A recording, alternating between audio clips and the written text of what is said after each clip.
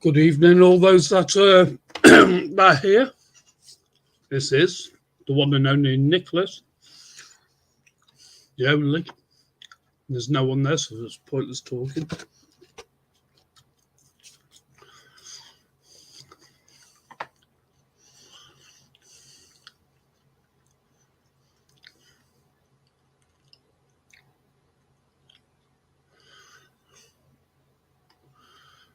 Can't seem to get this up on.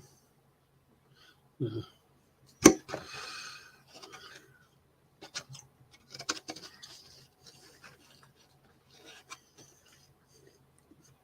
Well, we seem to have one watching.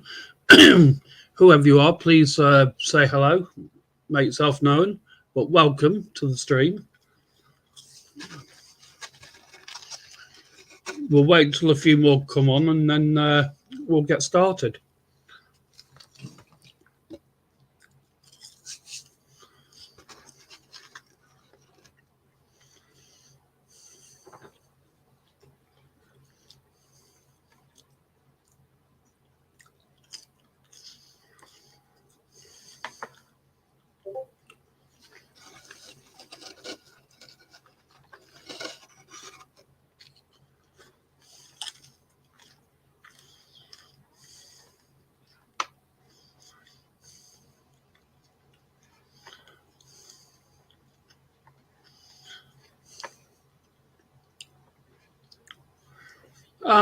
Good evening, Doghouse. You all right, mate?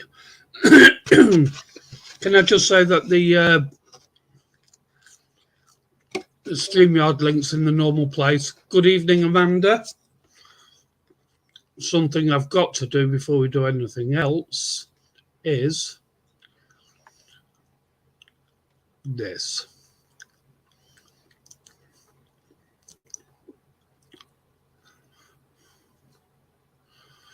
Welcome. Thank you for attending. I appreciate it.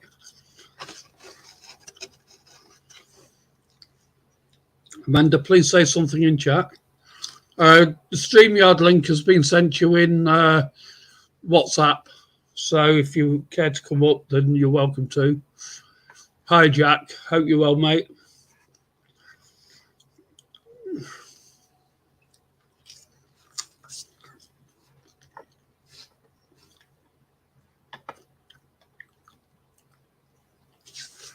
So the usual suspects, the usual suspects.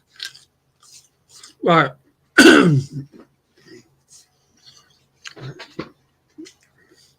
So we, you can see in the the header, Save RAF Scampton. This is what we're going to talk about this evening. I will say from the off that any racist remarks, any having a go like that, and then the person will be removed. It's that simple. Don't care who you are, you will be removed. If we could do this in a dignified and adult manner, I would really appreciate it. Other than that, welcome to my stream. I know they're very few and far between, but we should have a good evening of chat with any luck. So, without further ado, I would like to bring our very good friend and confidant, Grandad Old Two, on. Hello, everybody. Good evening, Grandad. Good evening, Nicholas. Yeah, aren't you going to play this drone footage then? I want to see it. No. Because I don't think it even recorded, so... You're out of luck, mate. It will have done to your phone. So, if there is, not sure how many is here, we've got Jack, we've got Dog, we've got Amanda, and that will be Chris as well. Hi, Chris. If anyone else is here, please just make yourselves known. Just say hello in chat. The more the merrier we get in here, the better. Oh, and there's my babe. Wolf lover herself. Hello, everybody. Stuff in her face. I've only got one screen at the minute. What? When I'm on here. The same as me at the moment, actually, because I'm eating chips. There we go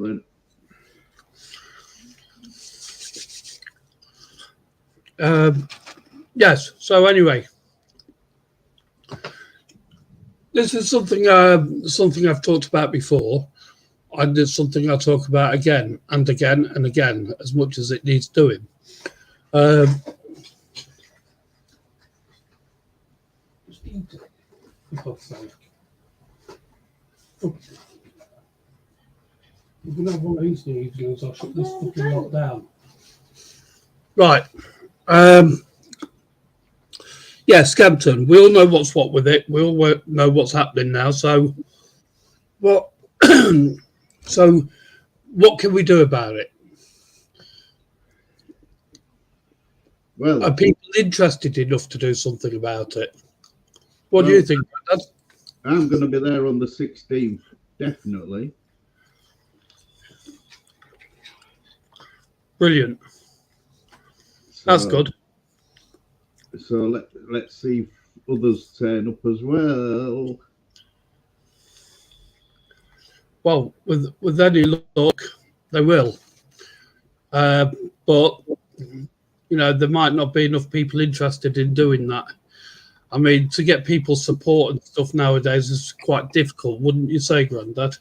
Well, of course it is. People have busy lives, etc. But the thing is, Nick, if people that's an historic event. What's happening on the 16th there? If you want to give out times or whatever, you can do. But people can then talk, like you say. Whoever turns up, like you said about me, you know, whoever turns up, you know, I'll get to know people. Yeah. Well, for those watching, RAF Scampton's old Mary quarters, right next to the base, they have a big field where they're doing an event on.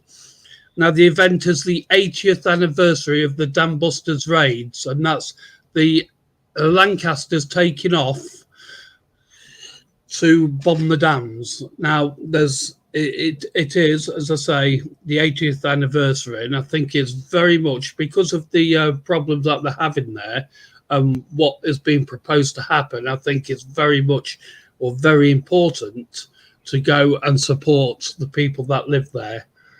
So my challenge is this, those that are listening, meet me there on the 16th at 7:45 at night, because that's what time we're all meeting.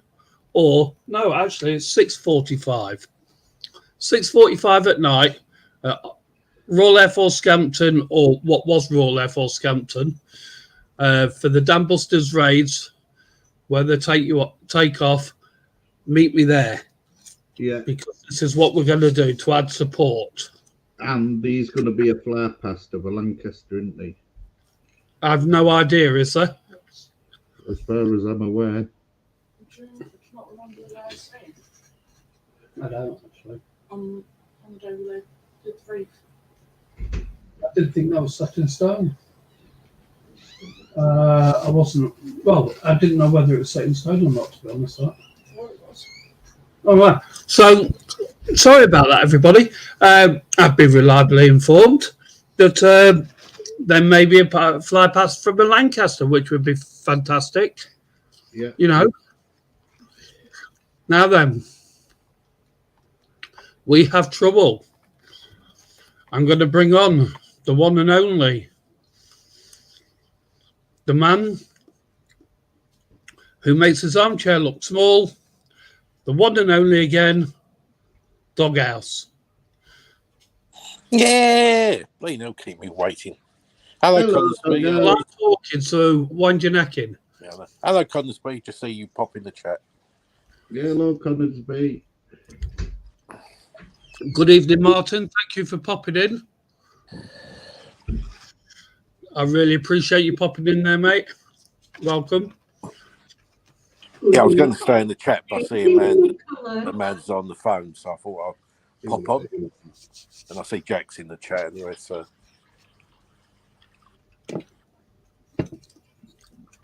Well, to be honest, Coningsby, I have this thing where I actually like that aircraft, and it's not as a pick for Scampton. It's just that I liked it, so I put it up there. How's that?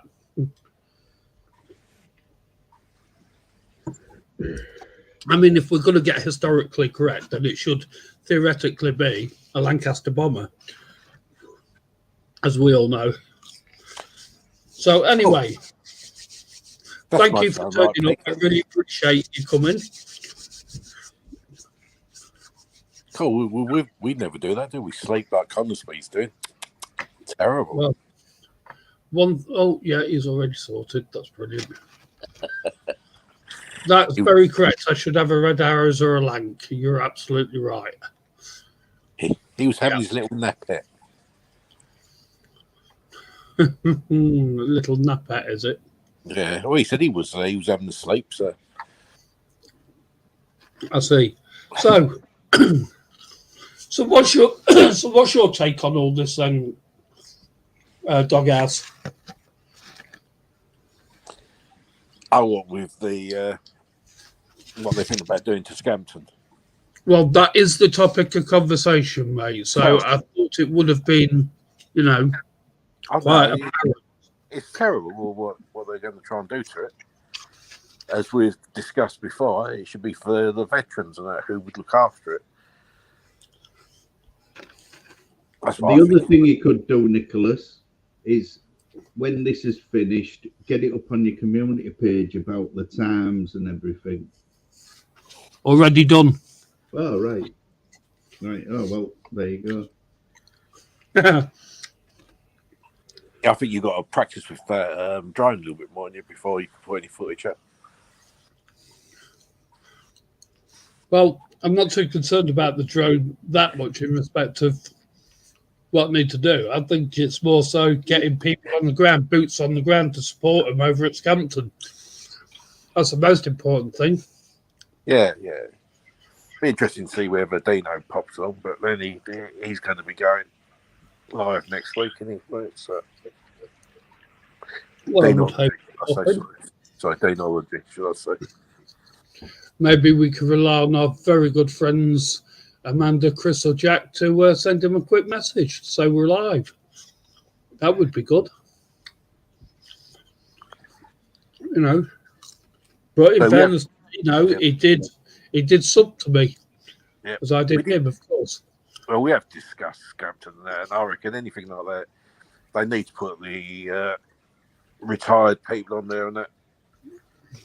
They help them to get used to leaving. Yeah, the ex-veterans. Getting them to the veterans, getting them to adjust back to normal life again. They would look after the place. If they've got mental health problems, at least they'd have a routine on there to get up to do. This is what you hear on the news and that, where they're not used to coming out of that regimented way. You see, mental health problems, isn't it, with them? The problem is about this sort of thing is there seems to be a news blackout on it. Well, because as we know, we have discussed all this before now, where they seem to be mentioning so many different places. Are they sort of baffling us with waffle and that? So we think it's going to go here, but in theory, it's going to go somewhere totally different than that. Yeah. I get that one. Hello, Jen. Hello, Andy. And nothing seems to be happening with it, really. When he's like, that's what I say. It's like a news blackout. There's just nothing about it. Right. Hello, can I just say, good evening, Andy, a very good friend of mine. How the devil are you, young man? Good to see you. It really is. And to our Jen, I'm still ready with that protein shake. Good to see you, my love. Or protein injection, if you want to put it that way. If you want to come up on the panel, then I'm going to put the link up. Did you put the link up? Were you able to? Oh, right. Hang on. I don't think Jen's staying long, but I don't know about your friend Andy. Oh, Andy will be here. Andy's fine. I think Jen's busy. I think this is going to be the link. Yeah, the link's going into chat now. So if you want to come up and chat, tell us what you think.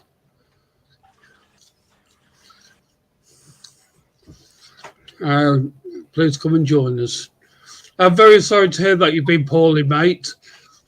We will be taking you ghost hunting at some point, as you already know, but it's just that we've not done a lot of it at the moment. You know, with one thing or another, health problems and stuff, the same as you. So, you know, it will happen. Don't you worry. You know, if you really need to see a ghost and you really need to feel scared, look in the mirror. I never said that. But anyway. Yeah. Yeah, if you need to be scared, Andy, Wolf Lover will send you a picture of Nick. That'll scare you, everyone. Well, to be honest, I've got a picture of Nick on my fridge. It stops me going in there. I can tell you about Andy. He can't access any pictures of me on his phone because I ran his phone over in my car. I did. Yeah. He dropped it and I ran it over. Dropped it, I ran it over. Oh my God.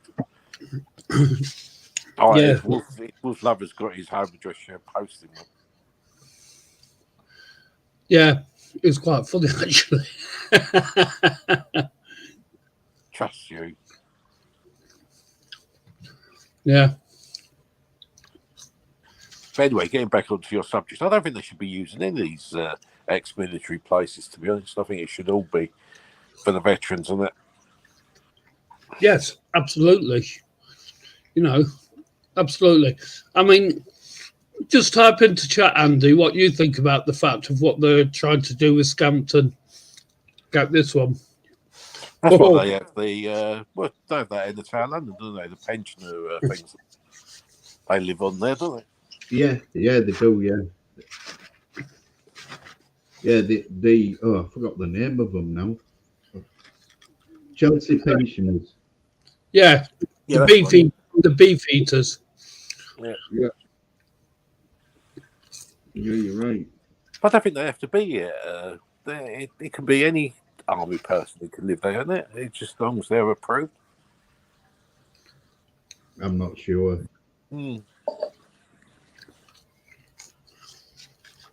Yeah, I was just saying, Andy, can you tell everybody in chat there what you think about what they're going to use RAF Scampton for and your feelings towards it, please?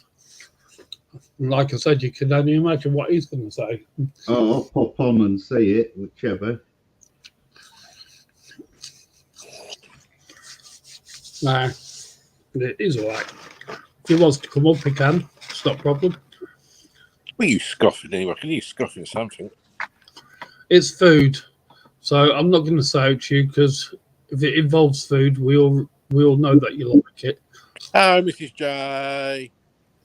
Hello, Mrs. J. Yeah, Jen, straight up there. You've got it. You put Jen's comment up on the screen.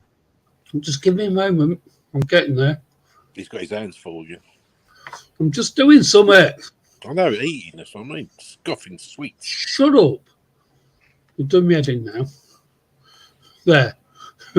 We've got loads of empty warehouses not being used, old pubs that have been closed. Why can't they use existing buildings? Absolutely. Absolutely 100%. I agree with both Dog and Grandad on that as well. Yeah. Definitely. Fantastic. Well, that's for the refugees. They could be using that, but yeah, keep the military places for the military people.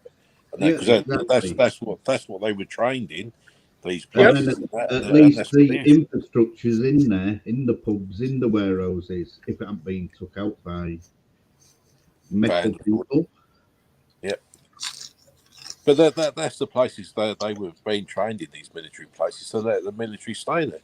Because this is what we've said before. How can someone who's been trained to kill people and that, and to live in that sort of environment, expect to be just to put out in the general population and that, without any help with mental health problems? It must be weird for them. 1 minute they're out there, and how many people in the world wars and that spoke to their children or their family what they did when they were fighting and that? None of them. No, that's it. I mean, I know some Marines and what have you, and they don't speak about nothing. They don't tell you diddle. No. Whether it's because they're signed a secrecy act, or it's just the way they behave with it, where they a lot of people nowadays all I'll say about the people that I know is that it's too graphic. Yeah, it's what I mean. And then they're just sent on the waste heap, and they without any sort of help to come to terms with it. Yeah. Good evening. God. Evening. Good evening. We well? Yes, very well, thank you. And yourself? Exhausted. So there we go. You've been out over the weekend, then? Yeah, you went nice. We've been out. Not too, not filming anyway. That's tomorrow, dear. Fucking hell, who's that old bastard? I was thinking the same. I didn't quite. Fucking hell, is he talking from coughing? Hi, everybody. Chat. That's not very nice. Well, I do apologise, but fucking hell. Yeah, Let me just play this for a moment. If you just listen. The things we did, the things we fought for, and the boys that died for it, it's all gone down the drain. Our country's gone to hell in a handbasket. That's not what our boys, that's not what they died for.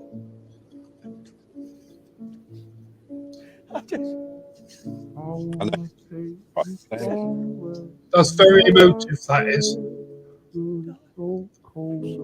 The music was overtaking it, wasn't it? Yeah.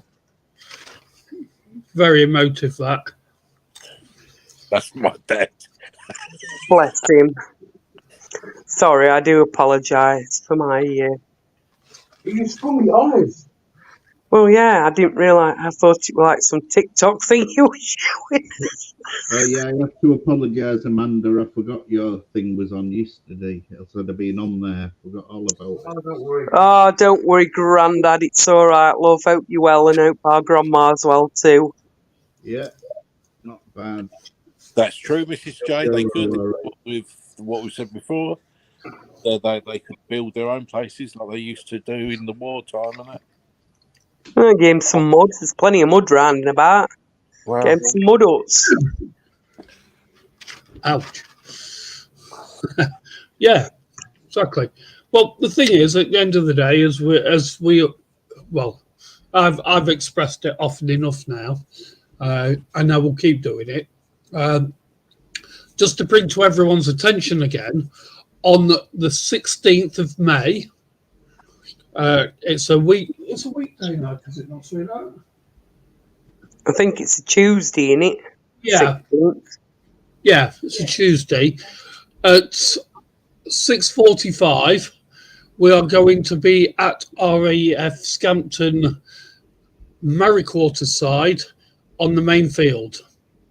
They are doing a commemoration for the 80th anniversary of the dam busters taking off to do the raids. So it's also in conjunction with getting as many people there in support of them not allowing migrants to live in the tech side or on the airfield. We need as many people there as possible. And I challenge any of you people here tonight, any of you, to turn up there, please. So, moving on from that. So the only thing what concerns me, and I would just make that about Mrs. J and even Jen's comment there, it's having single men, even single women, all in the same area together from these refugees, if that's what we want to call them, and they're living in the same place. More so Yeah. more single men living together in a small area is been concerned, and I suppose we can't be sexist. That's why I'm including ladies, women, girls, or whatever. But it's just young fellas in one area, drinking, fights, and that sort of stuff, which men are more likely to do. This is where my concern is, especially for small towns and having a lot of men going to the pubs and that. Well, first of all, can I've just got to say good evening, Mrs. J. Welcome. I do apologise. I was not ignoring you. Going back to the point of that Doghouse was making, absolutely, mate. But again, we all know now that it's going to be young fighting aged men. Now, they have needs, and where are they going to take those needs out on? The nearest is going to be the females within the 400 families that live right next door. You've got the primary school that's right there as well. So you tell me. Yeah, this is the thing with it, and anywhere, even London, having 2,000 single men going in there, even that would cause trouble in London and all. So anywhere can't really have 2,000 single anything, really, just sort of drop on them. But that's apparently what they're doing, isn't it? Yeah, you know, yeah. Seems to think it knows best. Well, it's not actually the whole government. Well, this is the thing, because it's happening all over the show, and that you can't probably, even if you wanted to end up in one place and protest in one place. It's happening all over the country, isn't it, really? So, and as we was talking to, like as Dino was saying, and it's some of these other big auditors, even we've got on here, and I'm not going to mention any of them, but they could be using their time better spent highlighting these things and that, because it is all to do with the policing and things like that, because even the police are going to struggle with these people ending up in one area. Yeah. Why didn't you? Did you tag some of them in your live? No. Oh, I would have been inclined to tag a few people in that to encourage them to come in, and then maybe go from there. Can everybody in chat put the feelers out and just say this is going on now and get any over? If whoever you know or whatever you know, those that you talk to, not those that you don't know, but you know what I mean. Just get it out there far and wide. Let's get them in here and let's have a debate. Let's get this talked about. Let's get this sorted. But going back to what Dog said about sort of like bigger places and that lot, you've got to start somewhere. Yeah. And as far as I'm concerned, RAF Scampton is where I'm starting. Yeah.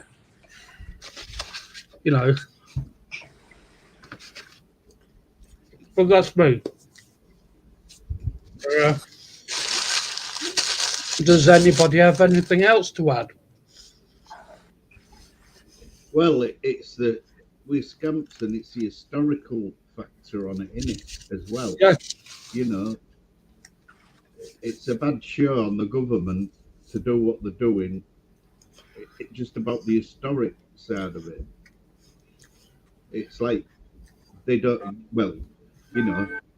as though they never existed. So it's wrong. It is wrong. Yeah. Well, it's a bit disrespectful, isn't it? You know. Yeah. It is. They're trying to wipe history away. It's not even that though as well. I'm sure Nick said previously about a rejuvenation programme for that area, and now all of a sudden that's gone out at window, and obviously, you know, they're going to be, you know, putting these immigrants into here, or migrants, or whatever. You know, I don't mean to be disrespectful to them either. Yeah. But again, you know, that could have generated massive jobs for the area, as well as obviously, you know, remembered, you know, about the history side of things there, and you know, more revenue for the area. You know, Yeah, to the visitors I don't think I've heard. I don't think it's mentioned. I think it's been on the news, but the place near Scampton and that, the little village, I think they said they've only got 2 policemen and they're like 3 miles away. So you know, the 3 policemen ain't going to be enough to cope with any sort of trouble around that area. Well, they'd come direct from Lincoln, wouldn't they? From main Gestapo place, like, you know. No, No? no. They'll come from Gainsborough. You're having a laugh, aren't you? No, I'm not. They're in the Gainsborough catchment area, apparently. Fucking hellfire, that's a joke in itself, isn't it? Yeah. But this is the thing, we can't say, oh yeah, it'd be better for all women live there, because some of these, and I'm not trying to tar everyone with the same brush, but some of these ladies are into children and all that, so we can't even say that. Well, the thing is, though, the problem you face with is they're not even educated with our laws and whatever else.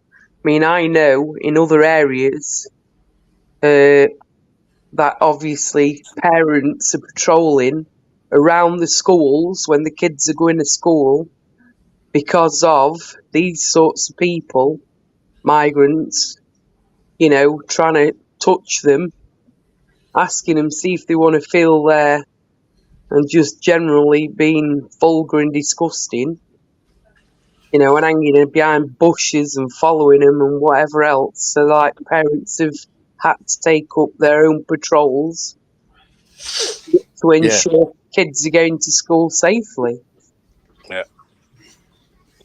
You know, and that's in, like, the Nottingham area.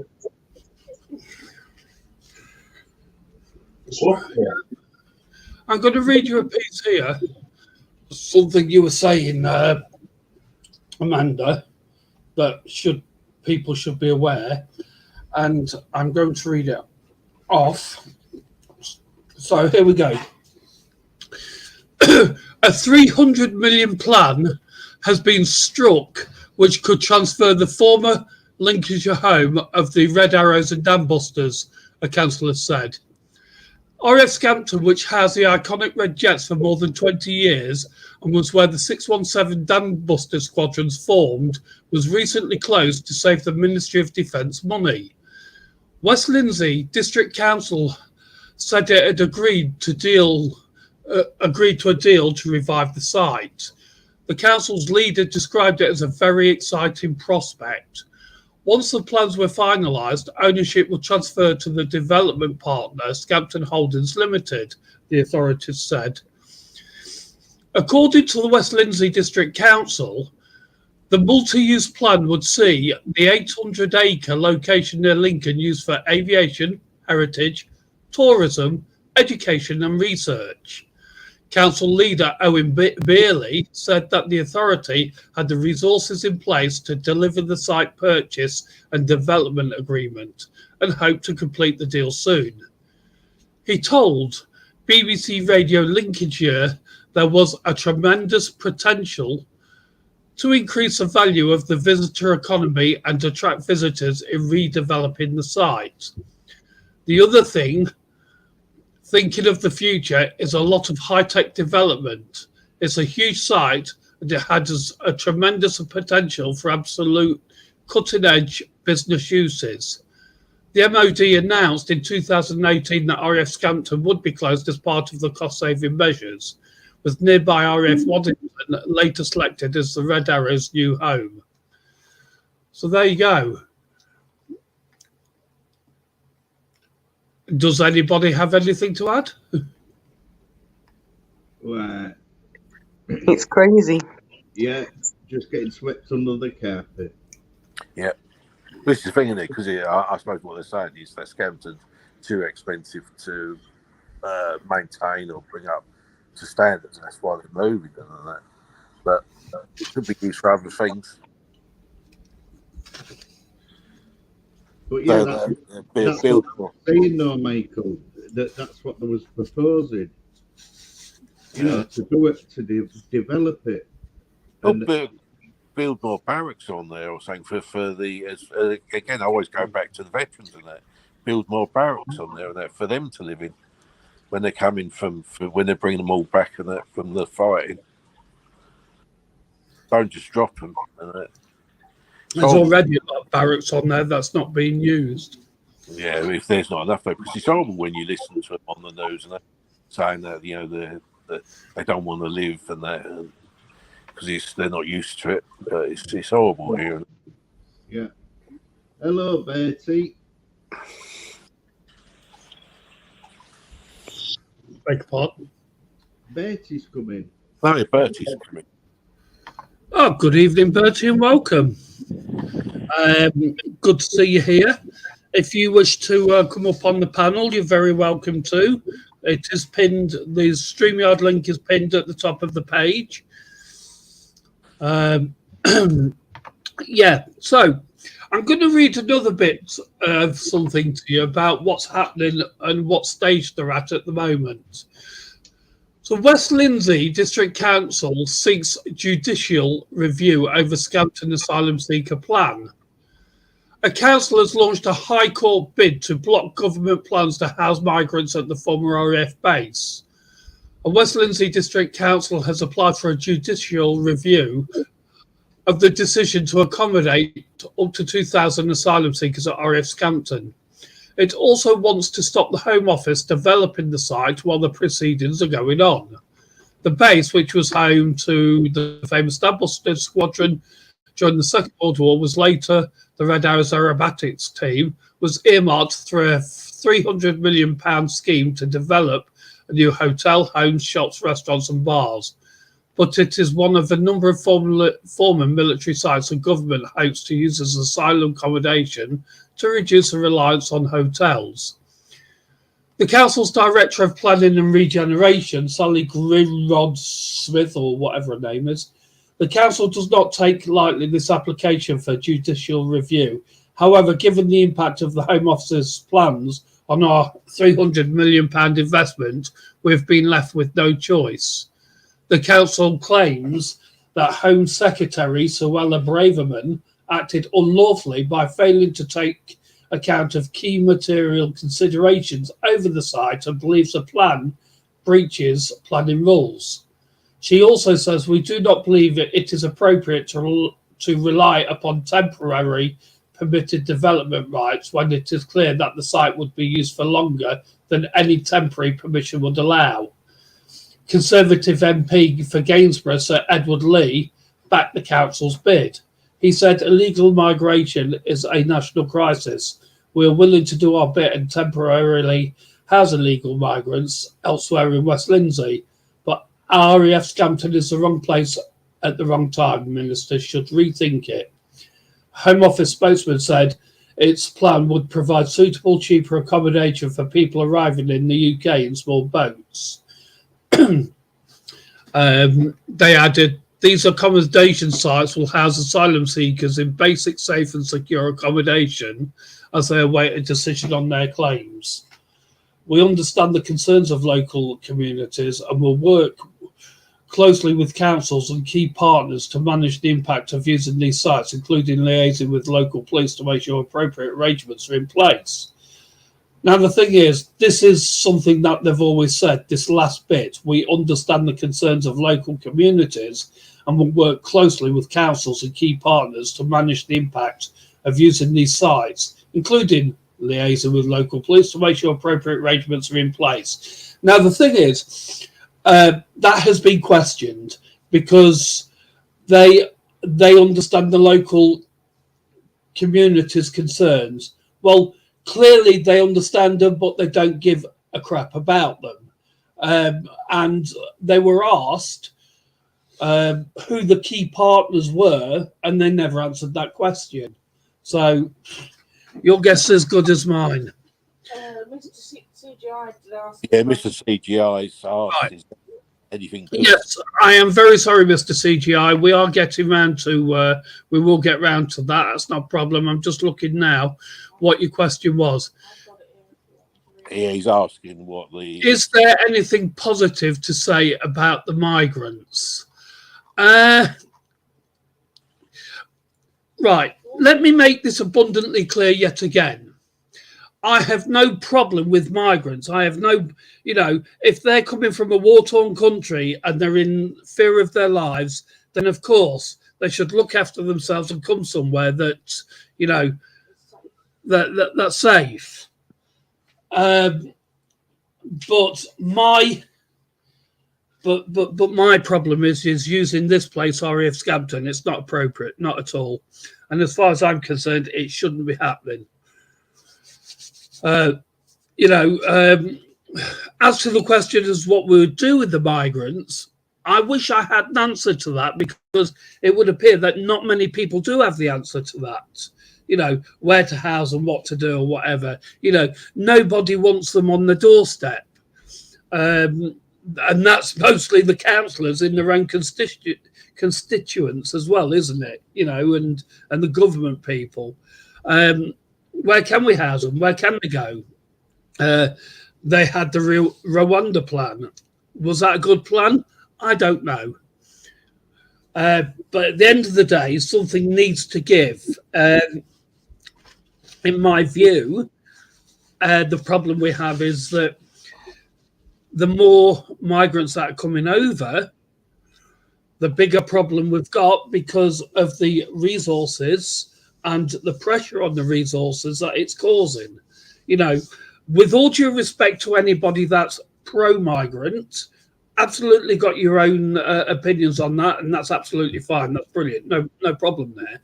But what I would say is this. Let's say, for instance, the 2,000 migrants go on Scampton.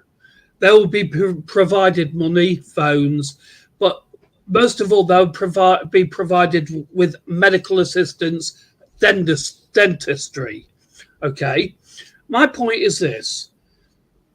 The normal British people cannot get a doctor's appointment for weeks on end, and also they can't get a dentist for love the money unless they're paying for it, and that's for people, and that's fine for people that can afford it, but there's also a lot of people out there that can't because of the cost of living crisis and everything else. So, it's a double-edged sword, unfortunately. I think in some respects you're damned if you do and damned if you don't. Yeah, I'd agree. So, yeah, I don't know.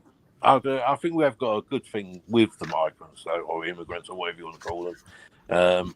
That if the government get through them quick enough, especially if they're doctors, nurses, teachers, or whatever, and we can use them. Teachers maybe not because of history and language and that, but doctors, yes, nurses, yes. If they get them passed and get them checked quickly enough, then yes, it'll help us out, because we are short of doctors and nurses and that. So they have got their uses. Right. So that's one good thing in their favour. They're answering these questions, Mr. CGI. Well, as I say, it's a double-edged sword, isn't it? Because at the end of the day, you've got... Let's look at it from another point of view. For those... So get rid of the useless ones. Well... No one said that, Mr. CGI. Please don't put words into the mouths of other people. We're not saying get rid of useless ones at all.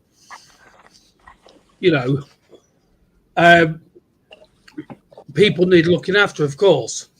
But there does seem to be a problem of us having a lot of fighting-aged young men over here in proportion to how many women and children have come over.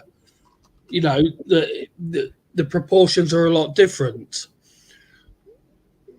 The implication is there, hence me asking not declaring it, said. Well, there's no implication whatsoever from my part, none at all. All I'm saying is that there's got to be a fair and clear understanding of sort of like what the British people want and how many of the migrants we can take without it putting too much pressure on all our services and everything before they will collapse. This is what I'm saying. You know, it's a very contentious issue. Of course it is. We all know that.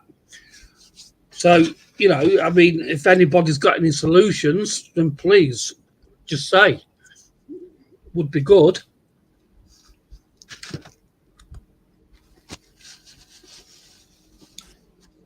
Well, if you had a solution, a proper solution, you'd be a millionaire, wouldn't you, if you put it to the test? Absolutely.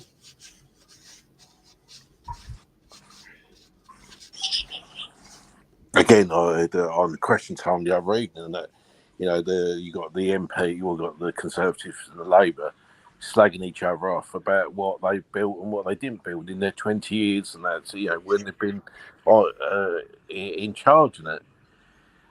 They're saying they're not building enough and that, and you know, that program you heard said about, they've got to build like a house every 5 minutes, 24 hours a day, and that.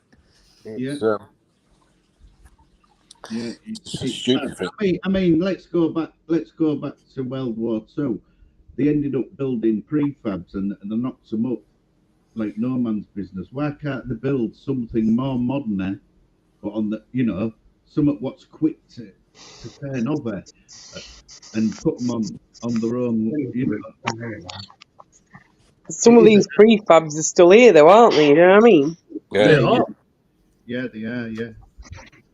You know, they're only made as temporary accommodation, and people are still living in them. You know. Yeah, that's right. Well, they're actually better than the new builds nowadays. Well, yeah, there's quite that. Eating your dinner there, Nicholas? No. Well, it sounds though you got your mouth full. Can you put wolf lover down then? Yeah. I think Mr. CGI, we just put in there, is right. Most of the British, we can't tar most of the British public are not racist, but they haven't got a clue about the migrants and that, which is true, because we do feel sorry for them, and we do know they need somewhere safe to live and that.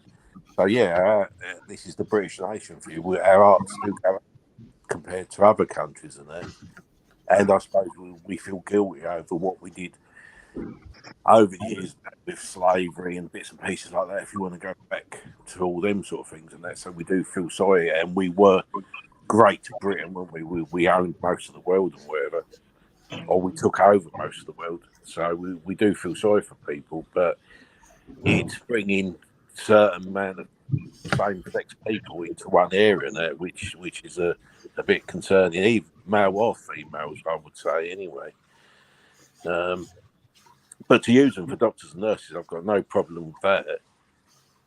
But it's the government, isn't it, really? This is the thing. We haven't got enough homes for our own people. Especially if there's, you know, if your house goes on fire, where you're going to go and live? Or if your house gets flooded and that, you're taking up hotel rooms, and there's just not enough properties in that. And maybe the government should say to people, you're not allowed to have, like, second homes and that. You know, just so you can only have one home and that's your lot. But it all comes down to money again, because even the housing associations all want money. This is where we're wrong to lose all the council properties, I think. Anyway, should go back to council properties.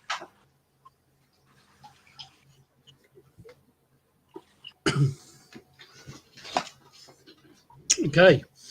Well, as I say, Mr. CGI, you have to know the first thing migrants want is to stay where they should have been able to stay.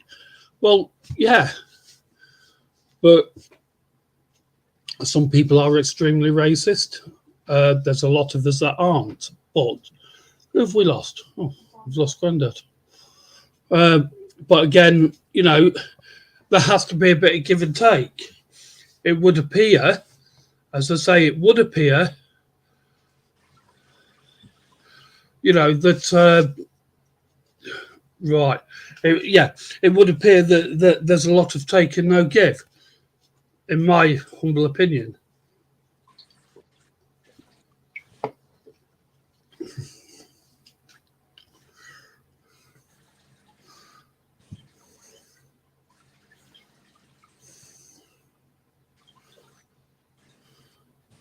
Well, I'll tell you what, Mr. CGI, please pop up on the panel. The link is up there. Please pop on the panel and tell us. I mean, it would be interesting to hear what you've got to say. It really would.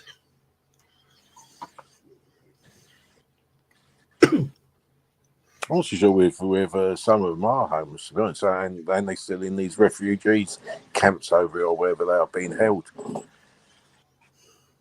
I think it's when they leave them places. It could be when they're homeless.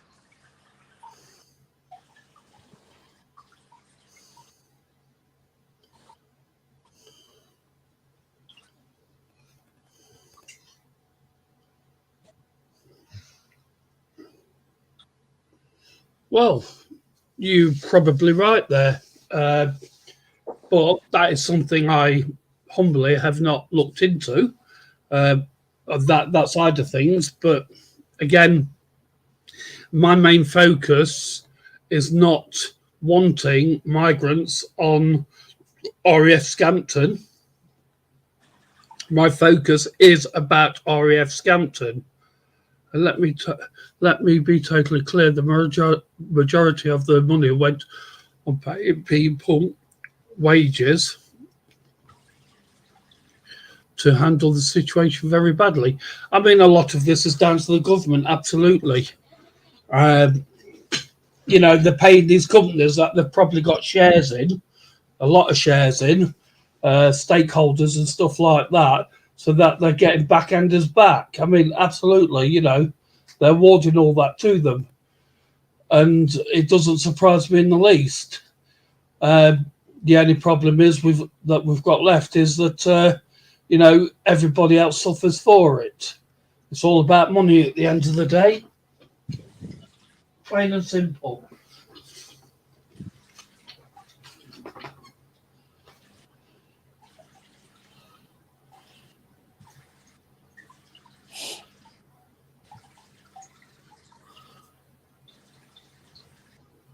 Now I'm talking. Yeah, absolutely, of course.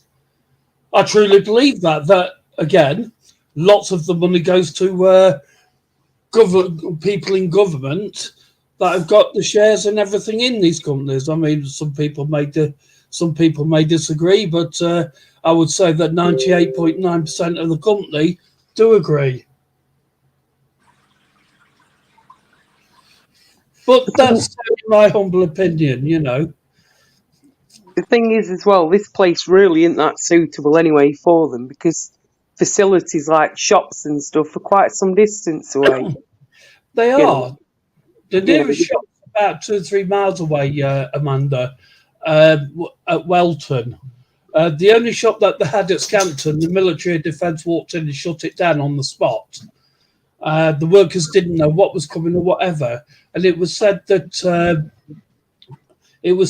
their tenancy had run out. Was it tenancy? The contract had run out for the use of the building, and because they weren't getting that much business in there, they shut it down.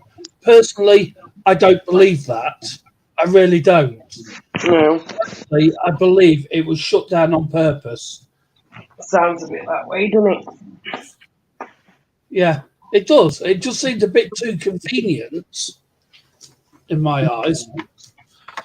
And into a really busy road as well for them to get to that location, or even into, the city. It is a very, very busy road, yeah. So would it be deemed unsafe for them? But can they, read the road signs or know the road, or, to get from A to B? You know what I mean? You know, I'm Well, not disrespectfully, you know, some don't always speak English, do they? You know, so will they struggle with that type of thing? You don't know, do you? You know. See you later, Mrs. J, and see you later, Coningsby. okay. Sadly, I've got to drop off. But hot topic. Have a good chat. Okay, then, Coningsby. We'll speak to you again very soon, buddy. Okay, and Mrs. J, whatever you doing? Oh, here's Grandad. Welcome back, Grandad. You know. Yeah, sorry, I had a powerful. You put a quid in me to do. Why is it whenever we Yeah, discuss immigrants, we're automatically classed as racist because we have an opinion? Granted, there are racists, but there are within every race. Absolutely, Jen, agree we 100% on that. You know, because there's been a lot of people that have been against these migrants coming over, and they've made their feelings or opinions known about it, and they've been classed as racist when they're not. All they're concerned about is the state of the country and everything else. You know, got to agree with you there, definitely, Jen. Absolutely. But as you say, it'd be wonderful to see us going into these countries and then slagging them off and saying they're racist to us, and that. But people just use it on us so often. And we are a soft country, I suppose.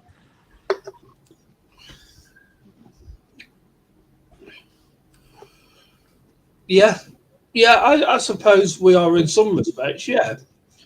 You know, but again, Mr. CGI has put, I do wonder if behind closed doors, the Scampton idea, with not even a meagre life existing, is designed to send a message to migrancy potentials. What do you exactly mean by that? Are you meaning, Mr. CGI, this is too, are you meaning that the message to migrancy potentials is, say, don't come here because the life you'll get is not what you think it's going to be? Because they do say that living at somewhere like Scampton would be sort of like, you know, basic, very basic. But again, considering what's happening in their own countries, even something that's very basic is going to be better from what they've come from, isn't it? In some respects. But yeah, I thought you meant that. I spoke to an auditor, and he actually spoke to a few of the migrants, and they said nowhere would they go there. So there we go. Yeah, Grandad, your audio's not that great. You need to come closer to the mic, mate, please. I'm really eating it. Substandard equipment again. Yeah, that can you just say again, please, Grandad? That auditor said what? That these blokes said what to him? That they would not go to Scampton or Right. any other of these so-called ex-airfields, etc. Well, basically, they just said it. You know, it's not up to scratch. So I can understand it. Because it's not general living, is it? Well, exactly. You know, to be honest, I think they should be stopped before they get here, so they don't lose their lives in the boats crossing that English Channel. They need to be stopped somewhere. I mean, they're passing through other countries before they get here that, you know, are willing to help, that has immigration. Exactly. Why can't they go there rather than risking life even further to come here? There's that. But a lot of people do say that, you know, they come here because it's a lot more easier to get money and everything else. Just want to touch upon something Jen's just said. The genuine people we want to help, not boatloads full of young men that use fake names, get into the country and get lost within the system, we're probably only country to admit to most race and religion. However, if we go to another country, we're expected to follow their rules, and rightly so, as we're in their country. Yep, I agree with that, absolutely. Let's just put this up. Anyone who comes with a fake name is illegal and cannot claim a penny. Any who manage to bypass the rules stand a huge chance of being found out and going to prison and deportation. But that's just it. They don't get deported because the biggest problem we've got at the moment is that if they've ditched their ID and everything over the side of the boat, they can't go back to their own country because their own country refuses to acknowledge that they're even from that country. So they're stuck, aren't they? That's the biggest problem we've got. Interesting. So, Amanda, please carry on what you were saying, my dear. What were I saying? Oh, yeah. So obviously if they're passing, past these other countries from where they're coming from on a dinghy, if they were concerned about their own safety, surely they would drop off at the first available safe country. Because I know I would, to get some help or support or whatever we needed, to make life better and get away from the war-torn country. That's what I'd say anyway. Rather than risking it all the way over here in your little dinghy or whatever, all the way over here and past, I don't know, 5-6 countries along the way, Yeah. Well, the only reason why I suppose they might try and come here is because we're softer, I suppose. And I'm not talking about benefits or anything like that. We might be just a softer country and let them come in and are not really bothered. Well, that's probably why they come over it. And I suppose again they might have heard that the benefits are a lot better over it. But it's all, I don't know. Brad, this is not a bigger picture. There's something else that's going on. I'm not suggesting that is, but there seems to be all very young men. All of a sudden, these other countries, you're meant to be for Ukraine, and all of a sudden, there's loads of countries getting involved and coming over.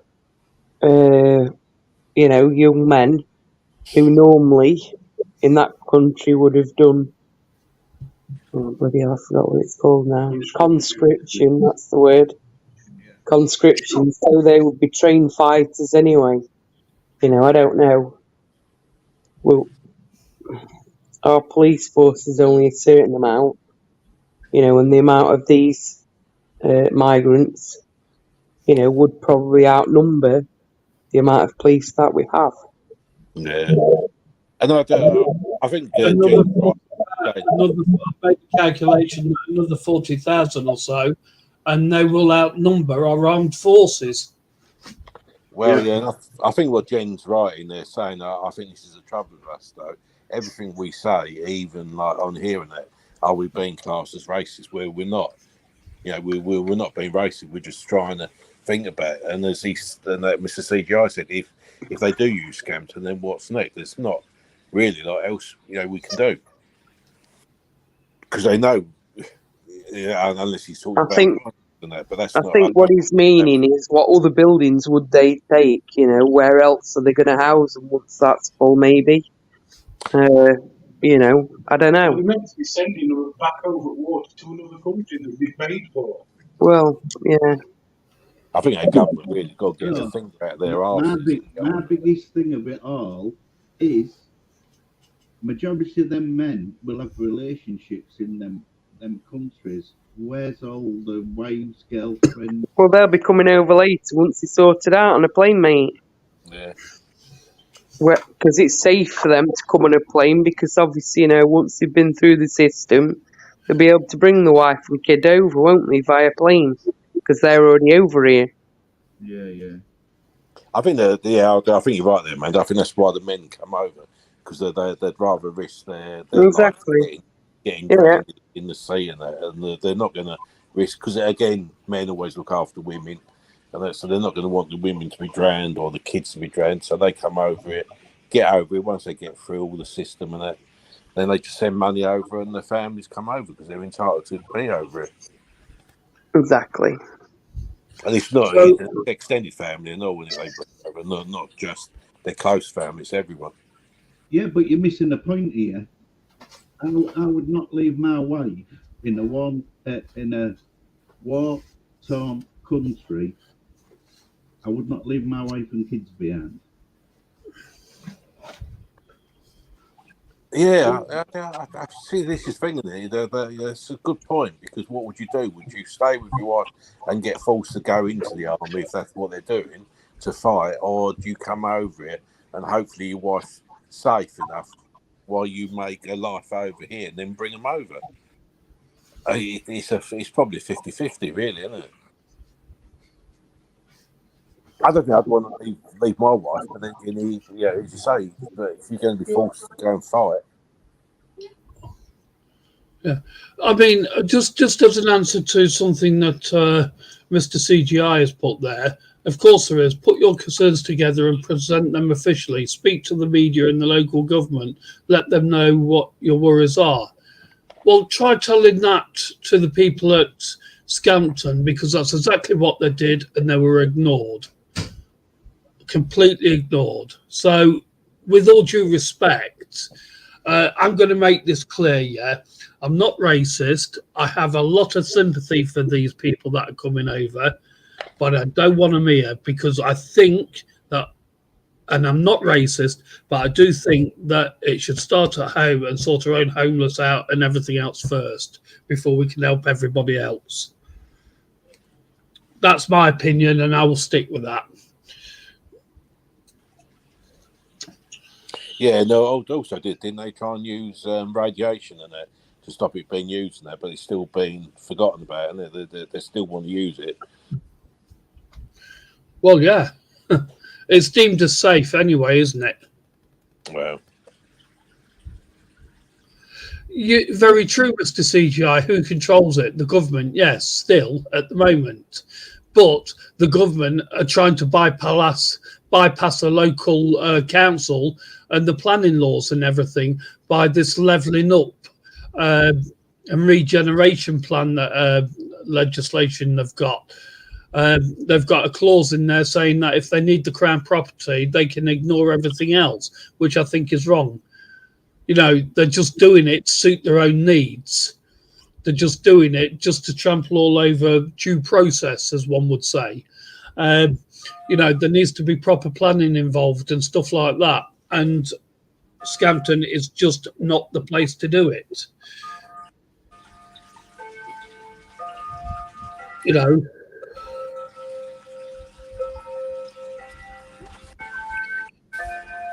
but as we said before, it'd be nice to hear how other countries are dealing with it all, and to see whether they're sort of stronger on their on people coming into, because when you watch them on TV now, you know the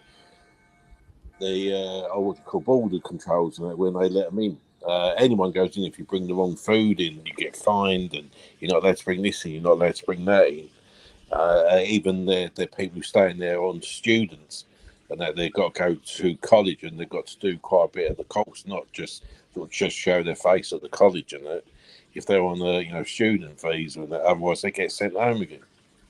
Yeah, I know people what's happened to. Yeah, Mr. CGI. Yeah, we don't actually own any land, which is true. You only own the building. Yeah. Well, yeah, okay.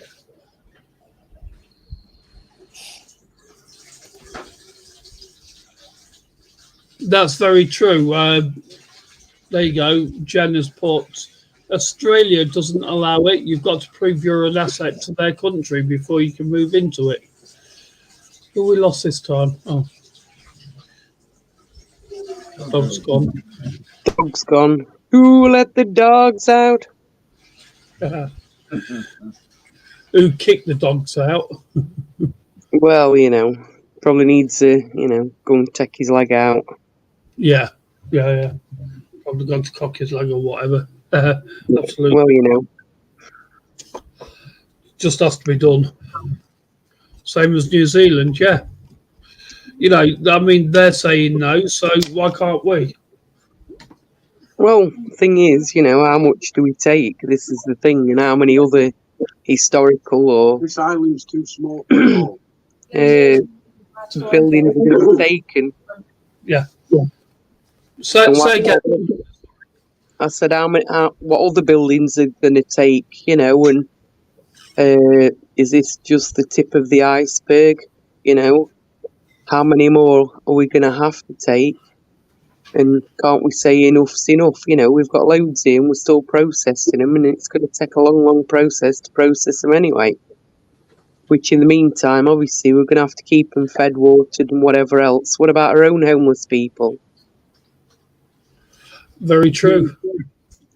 But like I say, RAF bases are going to take, what other historical buildings, are they going to open up for these sorts of people? I mean, where did I see somewhere where, I think it were on Yorkshire Roses actually, one of the hotel rooms, she'd gone into one of them and they graffitied it and absolutely destroyed it. And then some of the bedding were outside and it got things crawling in it. Oh, right. That's not good.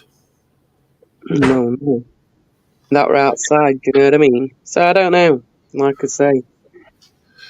Can I say a big hello to our Betty? Betty? To our Becky Boo? It's Becky Boo. No, you said Betty. I did. Just forget that. Be quiet. Just don't tell everybody.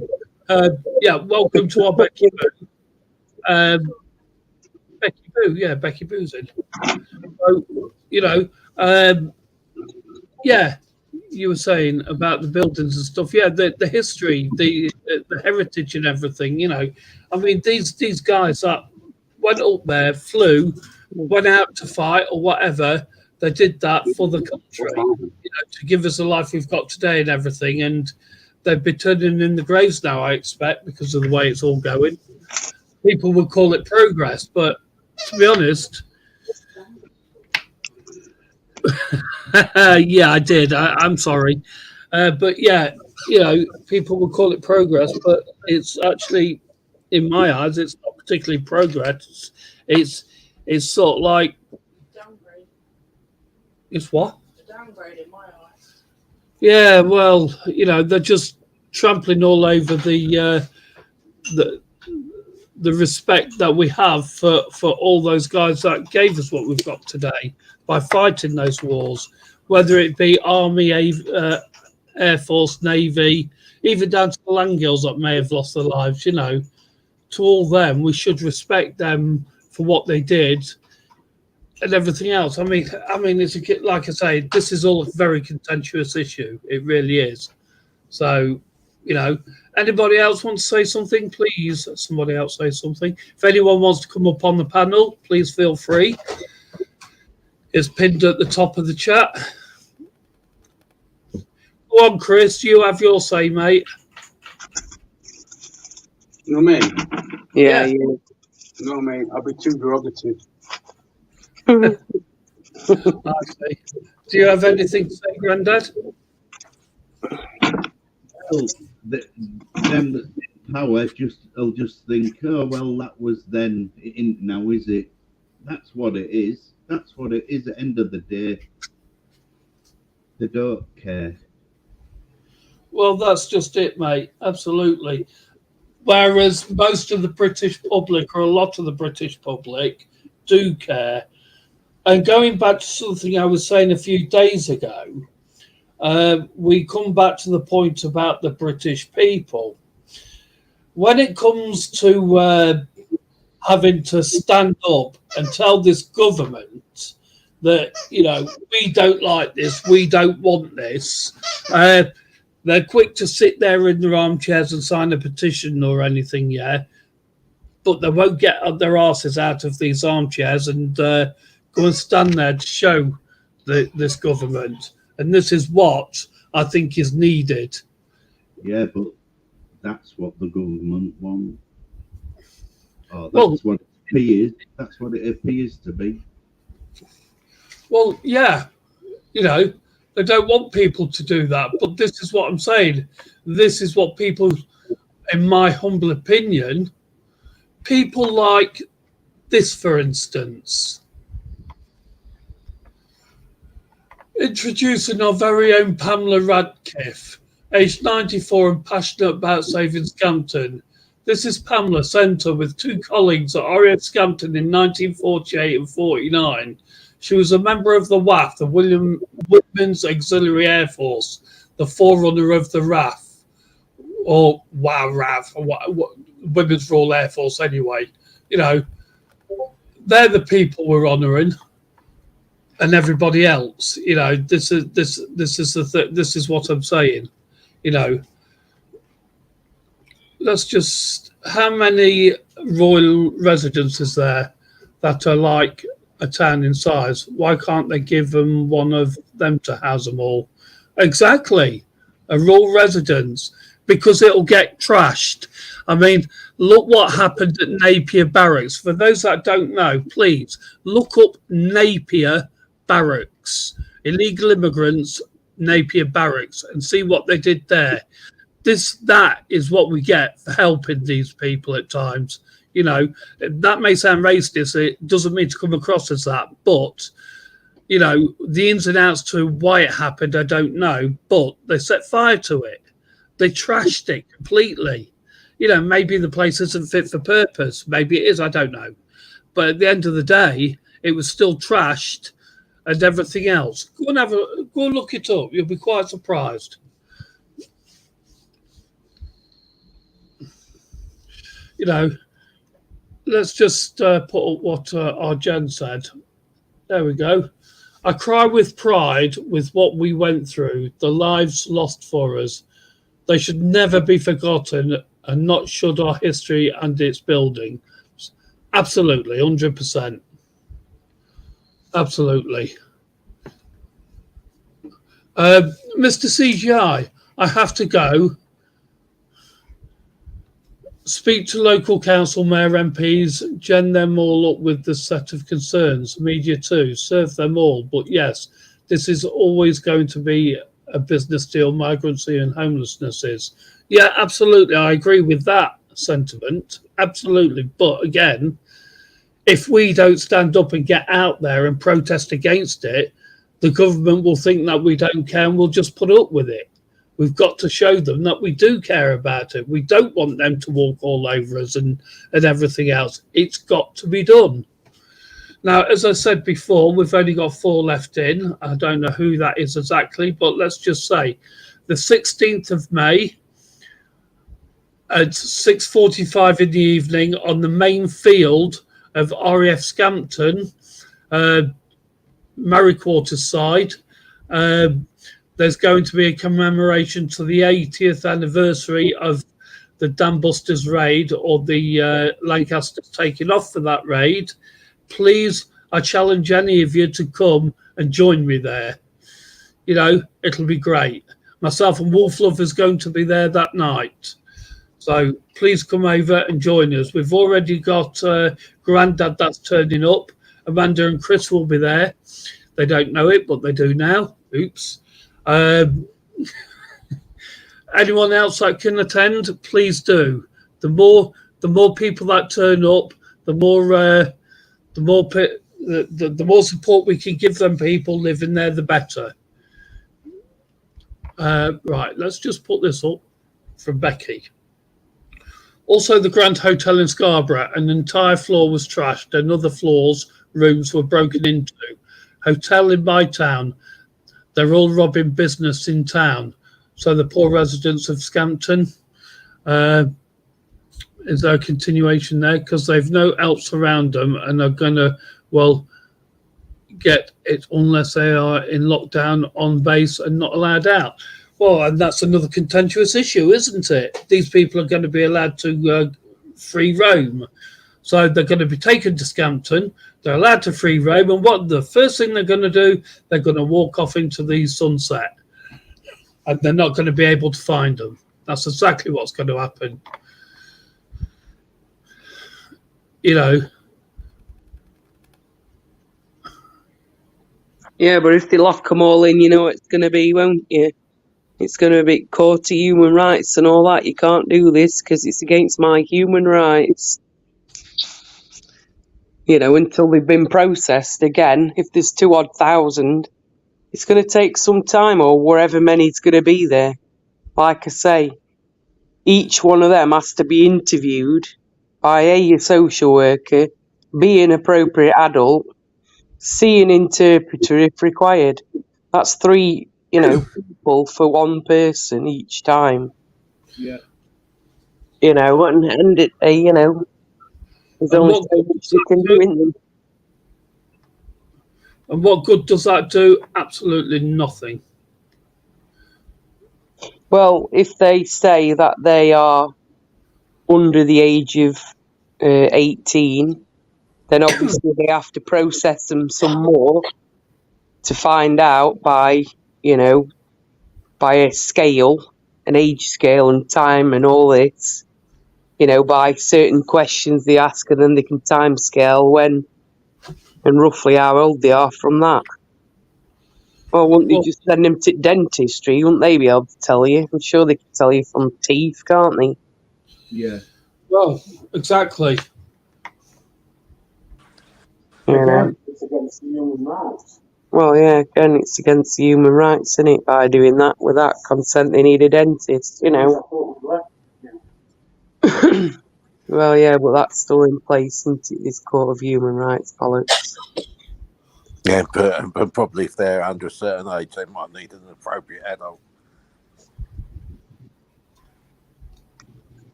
The trouble is, though, what I was thinking about the other day was, it's surprising that they put all this stuff out there, why they just don't do it sneakily and just throw the people on there, whether we like it or not.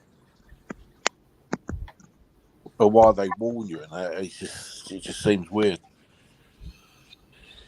Well, but is this not the government all over? I think it is. And I think this is part of a bigger picture, to be honest with you. Yeah, what about our human rights? Not to have to live in fear of what people are being let into the country without any background info. 2,000 Taliban, ISIS, etc., to meet up with all the rest we've already got. Exactly. Becky's very good at that.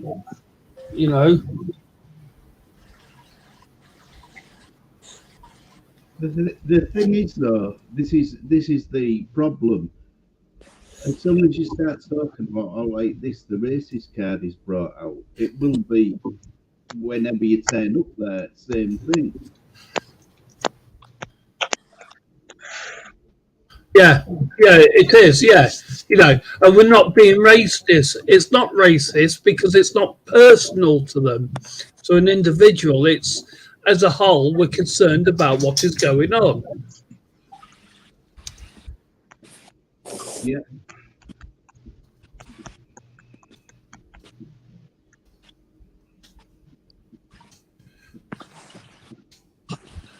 Yeah.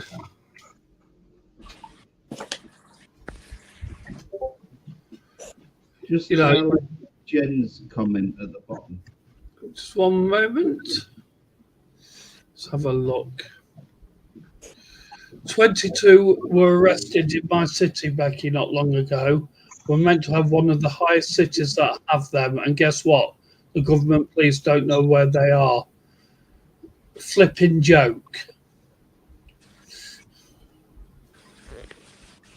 Of course you can come on the panel, Jan. You're very welcome to come on there, my dear.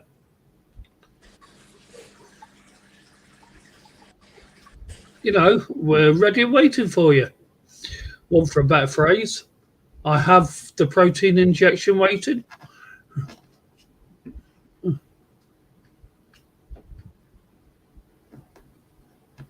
So let's just wait for Jen to arrive or to land, whichever way you want to put it. Here we go, and here's our very own Jen Laura Croft. Hi guys. Good evening, Jen. How are you? Good evening. Sorry, I was getting a bit angry. Hi, Jen. Hi. You're right, love. I just want to say, right, I'm not racist at all. I've got lots of friends that are of different colour, different religion, race, rada. But we all respect each other. It's like, you know, that's just that, like how we've grown up. And I'm not being racist either against immigrants, because just say our country was going through what other countries are going through. I'd like to be able to think that we could get refuge in another country. But what annoys me and what frustrates me is the majority of the now I've actually watched this happen. The majority of the boats that come over, and I'm sorry, they are young lads. A lot of them pretend to be older than they actually are. Younger, and younger, yeah. And they show. I've actually seen them show the I don't know if like it's customs or the police on the French's beach, show them the documentation, whatever, and they just literally put them back in their dinghy, whatever it's called, and send them over to us. Okay, now I don't think it's racist to say that, well, where's the children? Where's the women? Why are we not helping them? And when we go to other countries, we have to respect their religion, their race. Some countries, if you don't, you're arrested and put into prison. Like, there's no mucking about. And this country has become so diverse and so almost like, oh no, we can't do that, that Christmas lights aren't put up in certain places. You can't sell Easter eggs anymore because that's insulting. And it's just like, when does it become enough where we say, right, hold on, we're proud of our country, we're proud of our history, and yes, we're going to help you, but like the rest of the world, you have to respect our beliefs, our religion, our faith, our things, you know, that we have tradition in. Because you wouldn't go over to, I don't know, where's the really strict Kuwait, right? You have to wear the headscarf when you go out and things like that, because that's what's expected. In your own home, of course, you don't know, but you're not allowed to drink and things like that. And you go out there knowing that that's the rules. And if you get caught, like, I think there's still like stoning and things like that in that country. It happens. And it's like, whenever somebody makes an opinion, you're racist. Yeah. And that isn't the case. It's not the case at all. But we've got our own people that have fought in the wars that are literally sleeping on the streets. We've got, you know, single women and single men that have children that have like £1.50 a day to live on. They haven't been able to turn their heating on because they can't afford to pay it. Where's their help? Where's their support? And it's just like, I don't know, I just feel like we're a bit like of a soft touch. Well, it's like they can say whatever they want and our government go, okay. Well,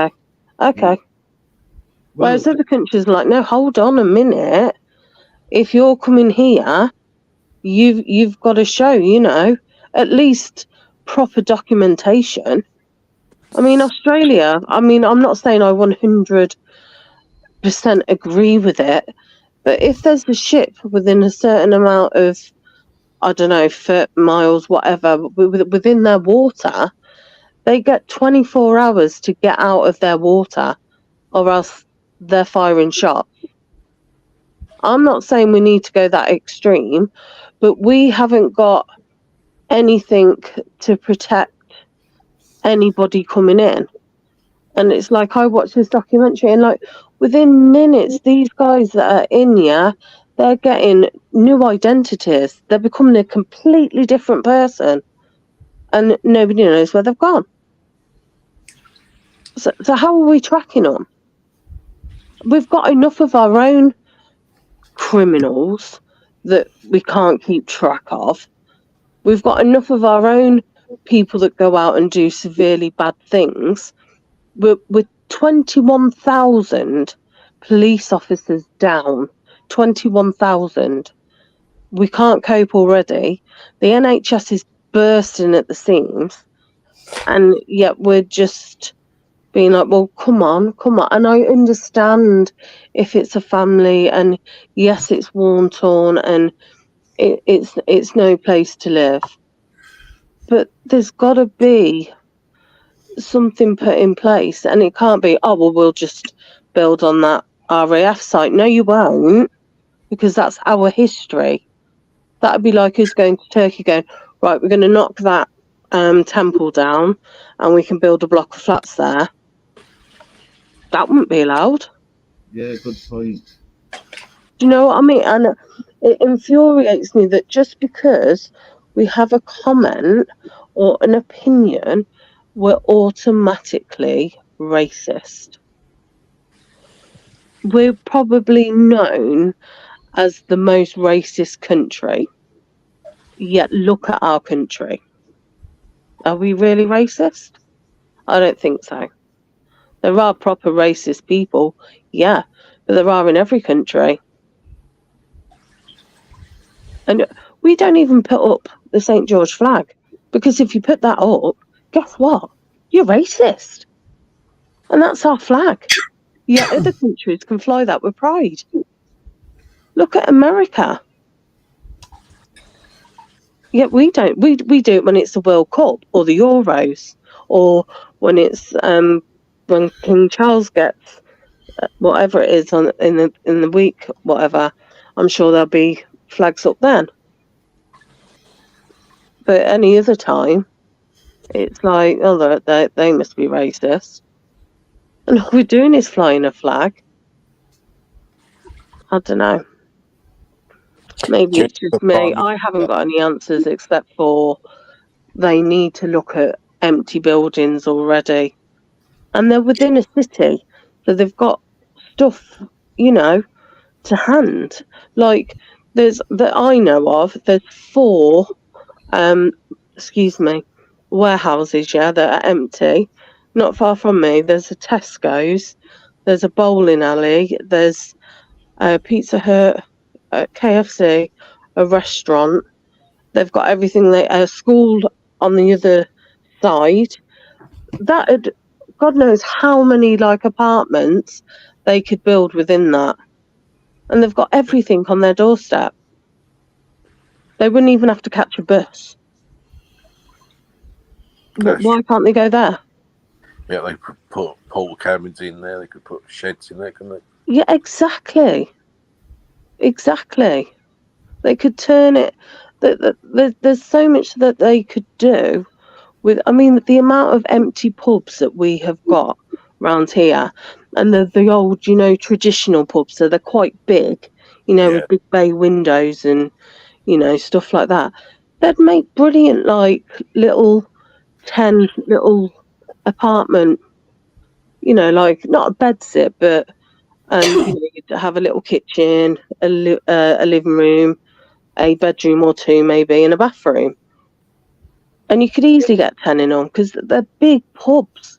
Got massive gardens out the back that you could build a little, I don't know, whatever, play area, secure it off so they've got secure parking. But all these buildings are just being left to rot.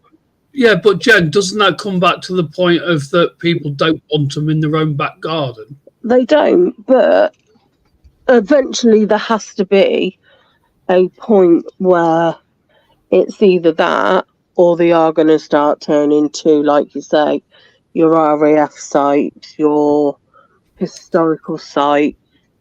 I mean, no one's going to possibly want them there. But if they're genuine families, I wouldn't have a problem with that. But see, if they moved in 20 lads, then yeah, I would. Yeah, it's going to. Yeah. I think it's going to take a stage where it's going to need someone. I'll use this person, Richard Branson, or something, to do that sort of thing, where he's not into like making a profit, but anyone else is after money. Because we were saying the other day, Jen, about housing associations. Why don't we go back to the council? Because let the government run them. Because all housing associations, they're a business, so of course they're going to want to make money. And if they can get away without building houses, because I'm sure if we look back when the government sold off council properties and to housing associations, there was probably a deal that they had to build so many a year. I mean, where I used to work, I used to deal like with the council and housing association and your big builders like Barratt Homes, Taylor Homes, and a percentage of the new build properties do have to be allocated for housing association tenants, and that is the law of every build that they do. A certain amount has to be made for housing association people, not so much council people, housing association. And I agree completely with what you said, Doghouse. Bring back the council houses. It's not going to change. It's not going to get better, is it? No. It's only going to get worse. And I can't see the government have caused this. They've caused this massive divide, and the divide is us and them, and it shouldn't be like that. But because they're allowing these boats full of boys, men, pretending to be this, pretending to be that, we're getting annoyed because, like Becky said, they're trashing places. It's not like they're being respectful. It's not like they're just keeping themselves to themselves. They're glad they're out of that place. They need to get sorted. The rest of their family, their wife, their children can come over. Oh no, it's a fucking party.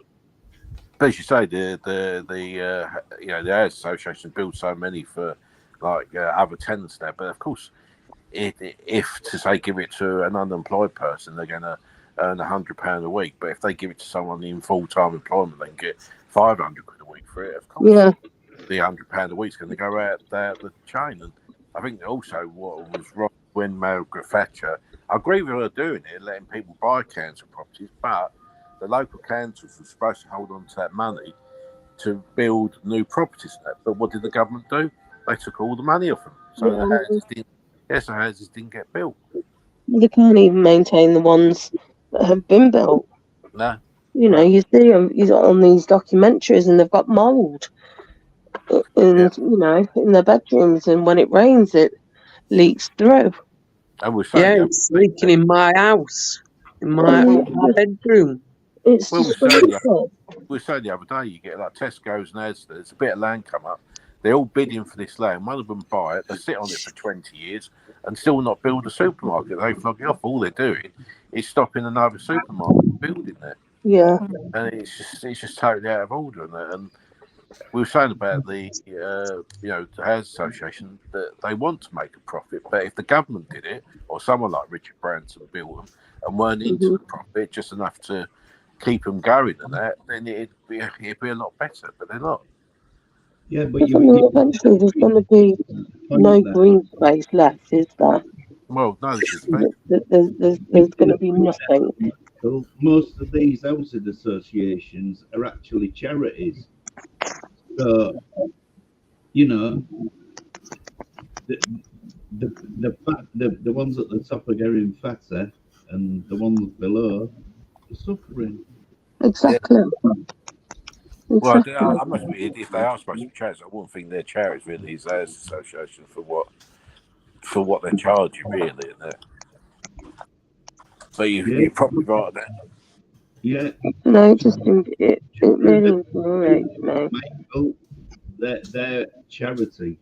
Going charities all called. Yeah. And I'd just like to say, when it goes south, you'll see all the planes going out with all the government going with it. Well, there was the thing, and if these people are coming over and they're they're creating their own armies or whatever, and people start getting killed, and then the government's going to blame it on someone else, isn't it? Yeah. Until they attack Parliament or attack something like that, they're not bothered about what happens in the local streets, where the pub bombs and street bombs are going up. No. I just think we're in for a big shock. I don't think it's far away neither. No, I don't. It's feeling that way because we're nearly in May, so we're nearly halfway through the year, and I remember us talking in like Christmas time that things are going to improve. Have they improved? They haven't. I know the benefits are going up reasonably well, but then again, that could be because of the cost of living, and that they knew this was going to happen. Well, if they don't give the people the money, then we can't spend, and that's all they're bothered about is the spending. It's getting to a stage now where you get one little carrier bag and it's costing you £100 just for one carrier bag. Yeah, I know. It's ridiculous at the moment. And it's like I was saying, like these women and men that are on their own and they've got children. And there was one on the news, and she literally had something like £1.50 a day to feed her and her two children. And I mean, she was saying like, luckily they get free school meals at lunchtime at school. But like, they used to get excited like on a Wednesday because it'd be pizza night, and because she could get a pound pizza. And the kids were like, oh my God, we've got pizza. And I just think, how can the government not watch these programmes and think that this is okay? They're sharing a £1 pizza. And they're going to bed with fucking sheets on their windows and cuddling. It was just heartbreaking. It really was. And that's how they're living. That's the real Britain. That's how they're living. And our veterans are sleeping outside whilst it's pissing it down. So that's just my opinion. And if anyone wants to call me racist, then fine, but I'm not racist. I'm a realist. And we can't cope with what we've already got. We're bursting at the seams. And the vulnerable are becoming more vulnerable because they're just overlooked. But we don't really get a say, do we? No. Anyway, because once they've got something in their head, that's it. Anyway, I'm sorry to say, but I'm going to have to jump off. I've got an early start in the morning and I'm absolutely shattered. So I need to get it sorted out. Okay. Thank you for coming on, Amanda. Hope everything goes well for you tomorrow. Hopefully so, folks. So take care, everybody. Lots of love. Take care. Love ya. Love you too. Take care, everybody. Lots of love. Good night. God bless everybody. Good night, babe. Bye. Bye. Can I also say good evening to UK Transparency? Thank you for popping in. I think you know what the topic of conversation is from what you're hearing or reading. If you wish to come up on the panel, it is pinned. It'd be good to see you up here and to have a chat. So, and also Becky, if you wish to come up on the panel and have a chat, you're very welcome to. All the more the merrier. More. Does. Becky's saying in there, she does the same shop every week. Used to be 42 quid, it's gone up to £67. And 25 quid, and it's a lot of money, isn't it, mhm. A little shop now, you know, when you just do little top ups. Yeah. That's costing us about 60 quid. Yeah. You know, like your midweek top up, like bread, milk, I don't know, pasta, you know, little bits. Because everything's gone up by like 25p. And you don't kind of notice it until you get to the till. And it's like, what? Do you know what I mean? It's Well, like, UK, sorry, Jen, I just need to say this. UK, you don't have to have your camera on, mate, but please feel free to come up onto the panel.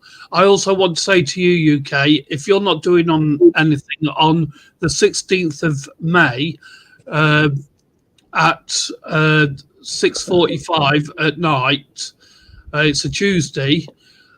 Please turn up at RAF Scampton, where we're having the 80th commemoration for the Dambusters raids taking off. It's also the more the merrier. The more people we can get boots on the ground, the more we can show this bloody government that we're not happy with what they're going to do with RAF Scampton. So please consider if you would turn up for that. But come on to the panel and we can talk about it. You know, not a problem. I do apologise, Jen. Please carry on. oh no, it's all right, mate. I was just saying, like, Lee did a shop today, and it was like 100 and something quid. And, like, you know, like your veg and that ain't going to last all week, is it?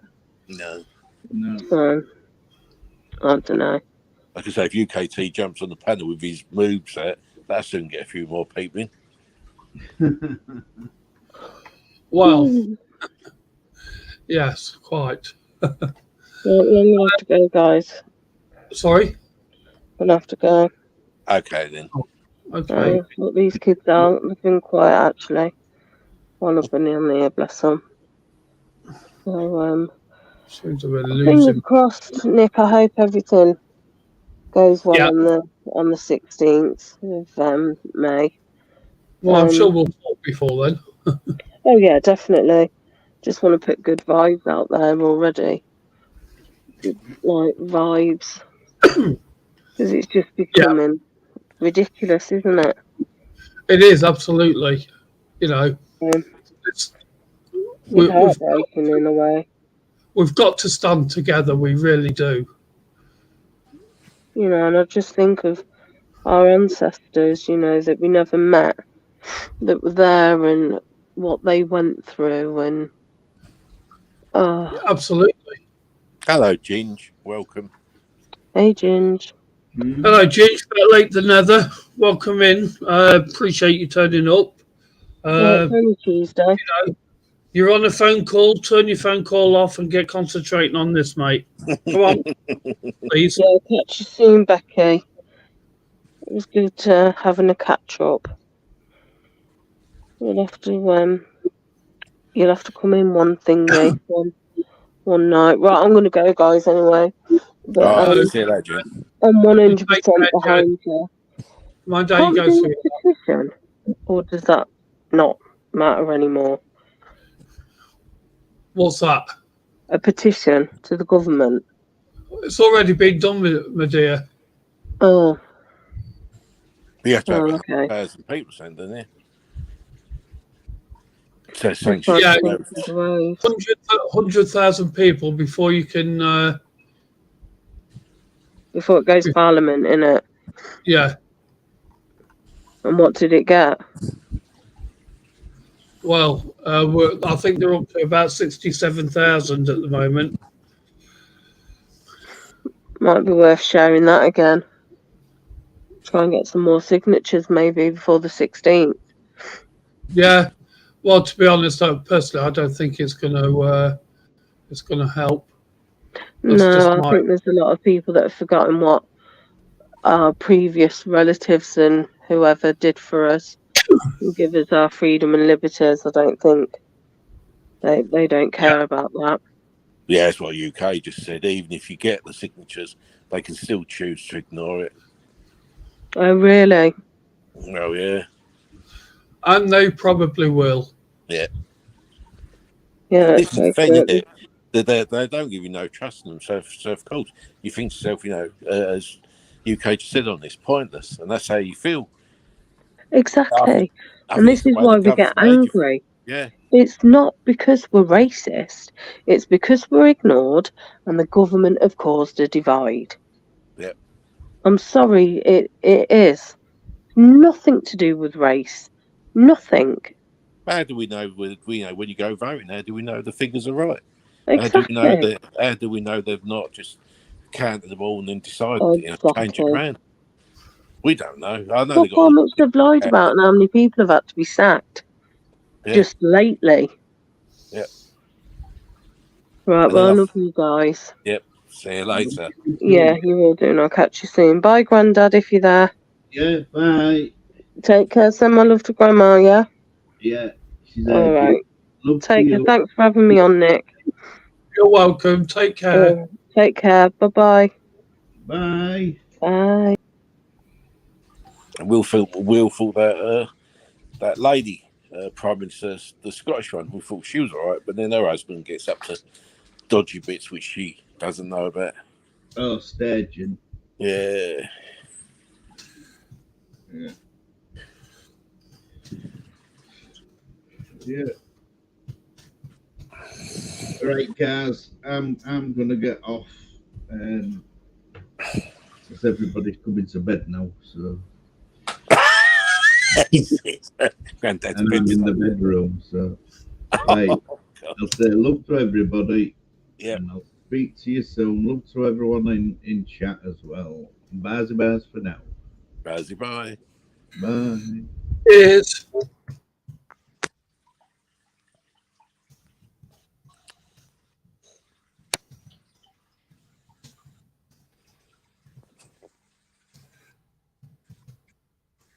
Everyone's going. Where's Wolfnut Round? Heard her for a little while. She's here. She's here. There we go. Good evening, UK. Welcome, mate. Good to see you. Good evening, everyone. Hope you're all well. Yeah, not bad. Not bad. Yourself? Everybody jumping off the panel. Well, I've only just been in the shower, so I can't smell. You what, Swilly? Oh, right. The scared of you, Wolf Lover says. Yeah, it was a position not long before lockdown about a similar thing, and I think it got in total over 200,000 signatures, and they still refused to take it into Parliament. So, I mean, why have the goalposts in place if you can just ignore a goal anyway? You know what I mean? Yeah. Well, it's the UK government, isn't it? They move the goalposts all the time to suit their own needs.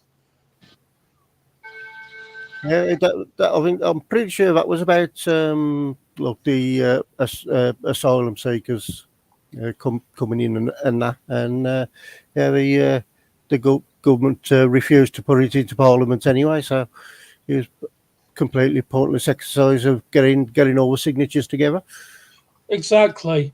I mean, the biggest thing. Let's just come back to RAF Scampton.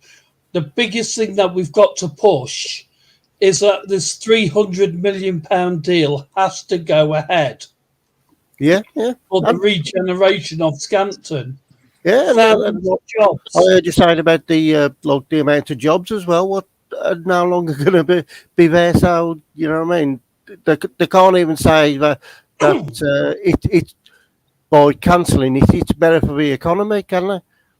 Exactly, and it would be, as we all know, it do the economy, give it a big boost, and the amount of stuff that could come out of doing this plan there that they've got planned, it'd be amazing, absolutely amazing for that place. But yet it's been scuppered because of the government wants to do this other thing, as we all know. It's just wholly unfair. It really is. I've said for a long time, even regarding keeping them in the hotels. Now, like, I understand that the hotels are getting subsidised for using their property, but in these towns, there's also a lot of other businesses what have always relied on tourism. And if there's no hotel rooms, there's no tourism. So what are them businesses gonna do? And Exactly. it's showed it's starting to crush a lot of seaside towns now, isn't it? I like Ginger's comment. He used to pay his local MP £1 a week to do schoolwork, and he still failed his exams. Going back to what you were saying, UK. Again, I agree because it all goes hand in hand. No hotel rooms, no business, no tourism. Again, there you go. It says it all, doesn't it? Yeah. Mm-hmm. It really does. I mean, would you be able to be available? I know it may be logistically impossible for you, but are you able to turn up at RAF Scampton on the 16th? I will try, but problem I have is like same as me going out recording at the moment. It is pretty much a get up and go kind of thing. It's how I am on that day. Yeah, it's just that the more we can get it out there, the better. And I'm asking you as a person that obviously cares about this country and about a lot of different issues and stuff like that. Please, if you can, turn up because it will make all the difference. Yeah, if you get me an email off my page and just send me the details, or just ask Amanda to send me the details, and I'll try my best. Yeah, I appreciate that. Thank you. It would be appreciated. I mean, I'm just asking people. I mean, I'm going to be there because I'm doing the official photographs for it. So, we just need as many people there as possible. We really do. We've got to show this government that we're not going to allow this to happen. We don't want it. We don't need it. It's got to be stopped. For those people that live there, it's got to be stopped because it's not fair on them. You know, those people are living in fear at the moment. I've spoken to them. Both myself and Wolflover have been up there. We've spoken to them all. You know, they're living in fear of what could be if all these people are put there. And it's not fair on them. They shouldn't have to live that way. You're seeing a lot of it in the news anywhere, like they're approaching like obvious children coming from school and things like that, and it like now parent wants that fear anyway, do they? You know what I mean? It's yeah. Sorry, I'm in the middle of typing something at the same time. Bob, do you want to carry on, mate? Do you want to just sort of like have a quick chat with UK Transparency while I just do this important message to someone, please? Yeah. I think this is the thing with it all, and it's the government know that the cost of living, as Becky was saying, like £25 a week, shopping bills gone up, and they know people can't afford to get to these places and that to support them. Yeah, and to be honest, what I've said a lot, quite a few times now, is as more and more of the I hear more and more of the attitude of, oh, it's the government, there's nothing we can do. Do you know what I mean? If that's the case, like, then we've all, like, the people have already lost, and now, you know what I mean? We're already living in a dictatorship. If that's the case, that people believe like that the government can do whatever they want to do, and there's nothing the people can do about it. Yeah. Ginger, if you didn't know, this Scampton place is where they where the dam busters and that were and the Red Arrows were housed there for a good few years. But that's where the dam busters come from. The big film they made about it. That's the one what Nick's talking about mainly. And to what I believe is also a school very right next to it as well, in that.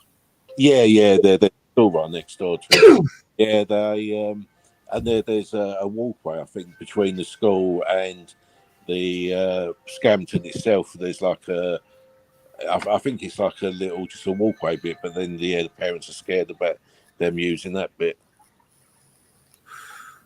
I mean, that's what I mean. I mean, it's one thing to have people around schools that you know of a history and that in it, you know what I mean? But it's a totally different ball game in it to have people around having people around schools that you don't even know what the name is. Never mind like their history. Yeah, you're correct there, Ginge. Yeah, it's just the historical values on there because there's a dog or a pilot buried sort of there. I think it's a dog, but when Nick's done his email, he talks to you about Scampton and that because he loves it. Okay. Yeah, I'm back. Sorry about that, guys. Right. I just had to do this important message to someone. Right, so RAF Scampton. It is a 1936 expansion period airfield built in the A-frame style. The buildings are Art Deco style. This place was the place where the dam busters were formed. It's where they flew from for the raids. Guy Gibson's office is in Hangar 2, and just underneath the window to Hangar 2 is his dog's his dog, the Black Labrador. His dog Nigger was its name, and I've got no problem saying that because it's historical. So that's where Nigger is buried. You know, the buildings like the hangars, the C-type hangars, are all listed buildings.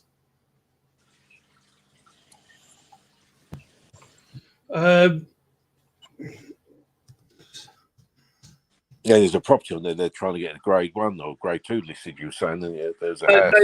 They already are. Already are? Oh yeah, you were talking about the officers' mess. Yeah. Yes, that's right, Ginge. To house them there is disrespectful. Those guys will be turning in their graves, and it's not fair. It really isn't. What also isn't fair, more than anything else, is the fact that they're housing them there right next to all these people that are living there. You know, I mean, it's a private housing estate now. It's not military anymore. Some houses on there are still military, funnily enough. But to all them families, they don't know who these people are or whatever, yeah. They're scared. They are really scared. You know, they don't know what to expect or whatever. I mean, it's unfair on them. And this has just been imposed on them without any consultation or anything from the government. Absolutely disgusting. And also their local police station is about 3 miles away, I think they were saying, Ginge, and there's only like 2 policemen in there. And as Nick said earlier, but you might have missed it, they used to have their own little village shop, but it got closed down. And it's been rumoured that they're going to build another shop or open another shop inside the barracks for the immigrants, or should we say the refugees. And they've been offered like dentistry, doctors, and quite a bit in there. They've got freedom to come and go as they like. They're going to get bus services to the local towns and it, all just for the refugees. Yeah.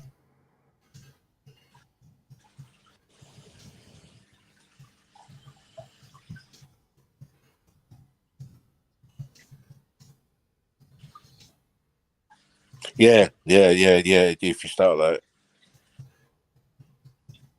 That's true, yeah. We definitely need to grow some balls, yeah. And as Jen said earlier, Australia, America, well, Australia's one of them. They're quite hard when you watch these border control programs on TV. If it's as true as they show it on TV, they don't put up no rubbish. You're not allowed to have criminal records, or you've got to let them know. And if you don't have the right visa. I mean, something that Becca's just put, yeah, loads. The hardest thing is going to affect the community massively. It's a small place. Well, it's not a small place as in the airfield itself and everything else, but as for the community, it is, as you've just quite rightly said, a small community. And to push this on to a small community, I just do think it will have a bad adverse effect. I really do. It's not fair on them, as I say, you know. Well, it's going to, it could double in size, and it was 3 times in size, and in a short period of time. It's going to be an explosion of people in there, isn't it? Yeah. Which again, if they don't give them their own doctors and that, it's going to put a lot of extra work on the local doctors and the hospitals. Where do you see us in 5 years' time? Well, this is true, yeah. This is true, you know. I mean, for the historical and historically and for the heritage, they can't be put there. There's that. For the people living at Scampton and the surrounding villages, they can't be put there because of that. Well, I mean, like I say, on the 16th, there's going to be a Virgil. And it's going to get the Virgil itself is going to be a candlelit one as well, because it's going to be sort of like going from 5:45 at night through till early hours of the morning, and that's the times when they flew off. I mean, you don't have to stay there for that long, but like I said, we need you people there to help support this. We really do. That includes you too, Ginge, so don't try to get out of it. We need you down here to support this with us. RAF Scampton, 5:45 on the 16th, which is a Tuesday, 16th of May, on the main field, on the Married Quarters side, on the housing estate side. We need you there for that, all of you. It's important, really important. So, yeah. I agree with your last comment there, Ginge. The only trouble is us thinking that we're classed as racist and that. But yeah, I do agree with that comment. I think this is it, because all they keep saying is 2,000 single men, you know, young men from 30 to 50 or whatever, or even younger, and then they're talking about another 20,000 odd single men again coming in, and that. It's just. I think, with respect, guys, I think we should concentrate more on the effect it's going to have on the people around there and everything, other than just the immigrants themselves, the migrants, immigrants, whatever you want to call them. Let's concentrate on the £300 million deal that's going down the Swanee and try and get that back up and running as well, so that it can go ahead. You know, let's fight for that. Let's fight for them people on the Married Quarters side, you know, and for the surrounding villages. That's what's needed. You know, to stop this from happening, we need to fight for them and to fight for this £300 million deal. You know, because if they do the £300 million deal, it will be the making of RAF Scampton. It really will, for the future and for future generations as well. Serco, Ginge, yeah. So Serco are behind it, as well as the government, obviously. You know. So this grant, you said, where was the money come from? This, what they're going to invest in it? Was it from the government, or was it where they've done sort of? I'm trying to think of the name of it there. Where they're trying to get money through. You know, you said they were going to invest all this money to do Scampton up. Where was that come from? Was it a charity, or was it from the government? No, it was private investment from the West Lindsey District Council and other partners. Right. They've got the money together. The plan is ready to go. The money's all there, and it's all ready to go. It's just this government are not allowing it. Yeah. So if they don't spend the money soon, it'll just be gone, won't it? Yeah, exactly. The government.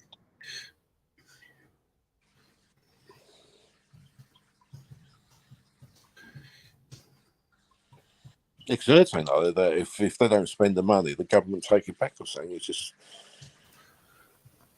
Well, what'll happen is a good chunk of it will still be spent on the grounds it'll be spent in a different way. It'll be basically spent to keep them there, won't it? well, yeah. I suppose you're right that way. Yeah. I mean, as an auditor, UK, can you not come across and get it out there? Sort of like do what you do, whatever you go in and do, talk to people or whatever.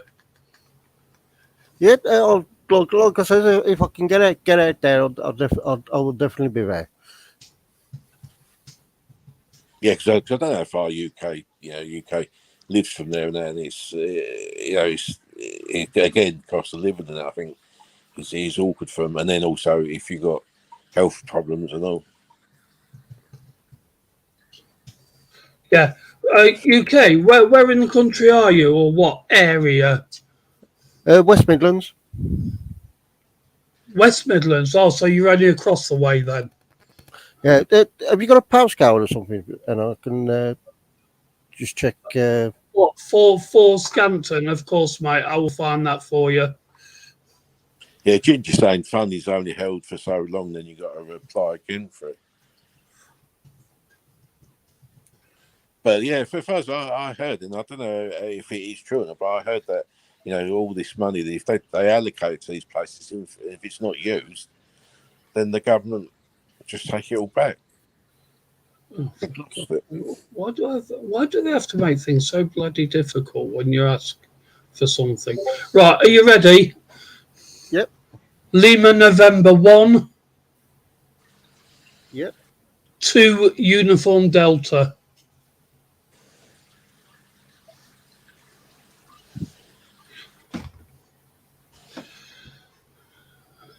Job done. Yeah, so it's just over 100 miles. No, Ginge, the funding hasn't been applied for. The funding is in place. It's all private funding, which you obviously wasn't aware of. But as far as I am aware, it's all private funding, and the plan is ready to go. The money's there. The plan's ready to go. The only the only obstacle is this stupid government that's turned around and said, "Nah, we're going to have all these people on there." Absolutely ridiculous, as I say.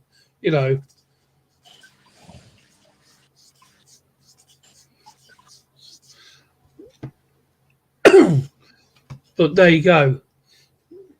Nigger will come and haunt them all. Oh, believe me, I will, mate. Believe me, I will. I said nigger will be. He'll get up in his little grave. Yeah. Yeah. As you see, I've got a little story for everybody, and the story is this: that Guy Gibson's dog was not very well liked by the aircrew and everything because he always used to go and urinate all over their flying kit. This was a story I was told, and it is said, although not confirmed, that Nigger was not actually killed by a car outside the front gates. That was the story that was just told. The dog was killed by somebody on camp, apparently. But like I said, that's not confirmed. So, uniform. Oh, can you imagine putting your boots on and having it full of dogs where you're all lovely? Well, maybe not. not as nice as what you. Not very nice at all. Yeah. But again, let's stick a banner up. I'm going to write a banner out and stick that up ready for Right. Just bear with me a second, please, guys.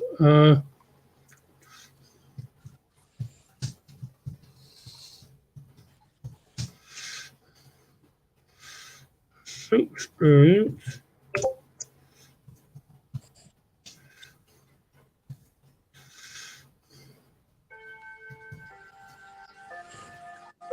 +5.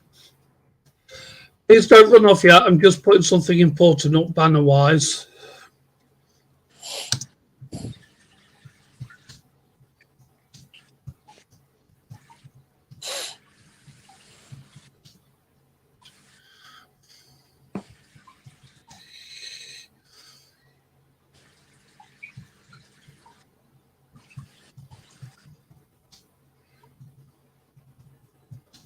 Off for the rates.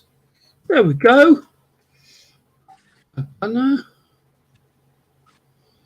And we're changing the banner now to that one. There we go. That can stay there.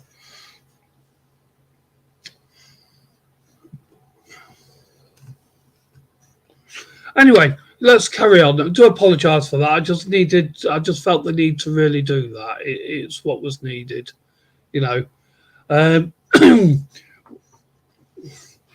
So anyway, this is the event that we're talking about, and it's a Virgil for them.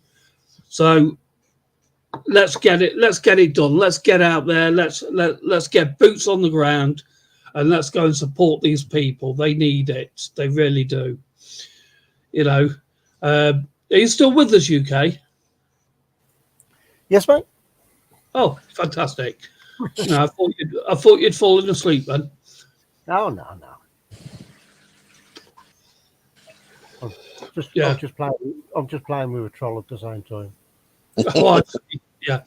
So yeah, as I was saying, and I got sidetracked, and I apologise for that. I really do. If you could come and do your stuff on that night, if possible, you know, your auditing stuff, but do it in a different way, as to talk to the people that live there and get their views and everything, and get it up onto your channel and that lot. That'd be utterly fantastic. Yeah, I'd cover it like I would do a protest kind of thing. Yeah, that'd be brilliant. It really would. You know, the more we can get it out there to the wider community in the country and that lot, the better. You know, but I've got to say, and this is for everybody, it's got to be done in a very sensitive way. It can't be done as in, oh, those asylum seekers, those illegal immigrants, we can't have them here and stuff like that. I mean, we can't have the racism on there that some people seem to portray. You know, It's not about racism. It's about what's right for those people and what's right for RAF Scampton. Yeah, of course, yeah. It's my opinion. They've had the local news people there and interviewing the villagers, and they've just totally ignored them anyway. And as you said, they did try the bit about the not chemicals there, but the after effects and the radiation there. But as you said, they ignored all that. Yeah. There are a lot of contaminants on the airfield, yes. There's maybe radiation on there. There's oils, lubricants that have come off the planes over all these years and everything else like that. The soil is contaminated. And if you can imagine just how much money it would cost to sort of like do all that, it would be, you know, it would be astronomical. It really would. The other thing is that if this £300 million deal can take off and go, the airfield will be retained. It'll be open as a civilian airfield, which would be fantastic, which means more money into the area, more jobs. It's just amazing. But yet, you know, Ginge, can you contact AJ and Rights Defender, whoever they are, and ask them if they're interested in getting in touch and maybe doing something with this? You know, the different perspectives we could get from different people would be fantastic. You know, if you could do that for me, I really would appreciate it. You know, we need people like DJ there as well, and PJ, and you know, get all of them there. Get the bloody lot. Get them all there. We'll get them there on that night and everything. It would be fantastic, and we can get them out on all these different channels and make people aware of what's going on. I mean, I'm not going to apologise for being passionate about this, not at all, because I am passionate about it. It needs stopping, and the reasons I've given for being passionate about it is for them people and this deal and everything else, and for the history and the heritage of that site. Absolutely, 100%. Is there a poster for the 16th? Because if it's AJ Audits, I think the Ginger's talking about, I know him. It covers the Norfolk cattle farms, cattle markets, down a lot. AJ, is he the disabled one, or think about someone else? The what? Sorry? Is he disabled, the AJ? Yeah, I think he's in a chair, Yeah, I know him. Yeah, well, we could always try and fit a turbo to it. I mean, let's get him here. Yeah. Funny, he's a funny fella. Yeah, if there's a leaflet on it, I can send him the leaflet. Yeah, it's a lad in the wheelchair, Ginger said. Yeah, he works with Crop now and again. I mean, what we need to do is bring everybody together for something that's bigger than just themselves. We need to do it as a group. Individuals will not be able to change anything themselves, but as a group, we might be able to make a difference. And that is what is needed, most definitely. Yeah, I suppose with people like PJ and DJ, if they've got their email addresses on their YouTube channels there, you could email them. Well, quite possibly.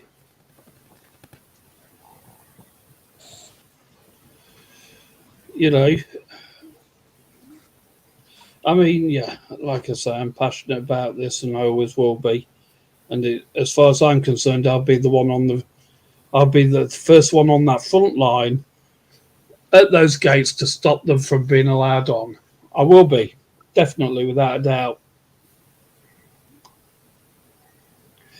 Just not happening. Not happening. Is there anything else any of you want to add? Would like to add? I mean, you're quite welcome to. If there's anybody in chat that would like to come up on the panel, please feel free. It's pinned at the top there. Please come on the panel and have your say. You know.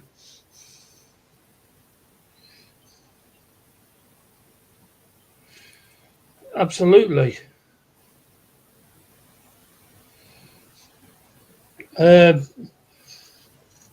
The more people we can get up here to talk about it, the better.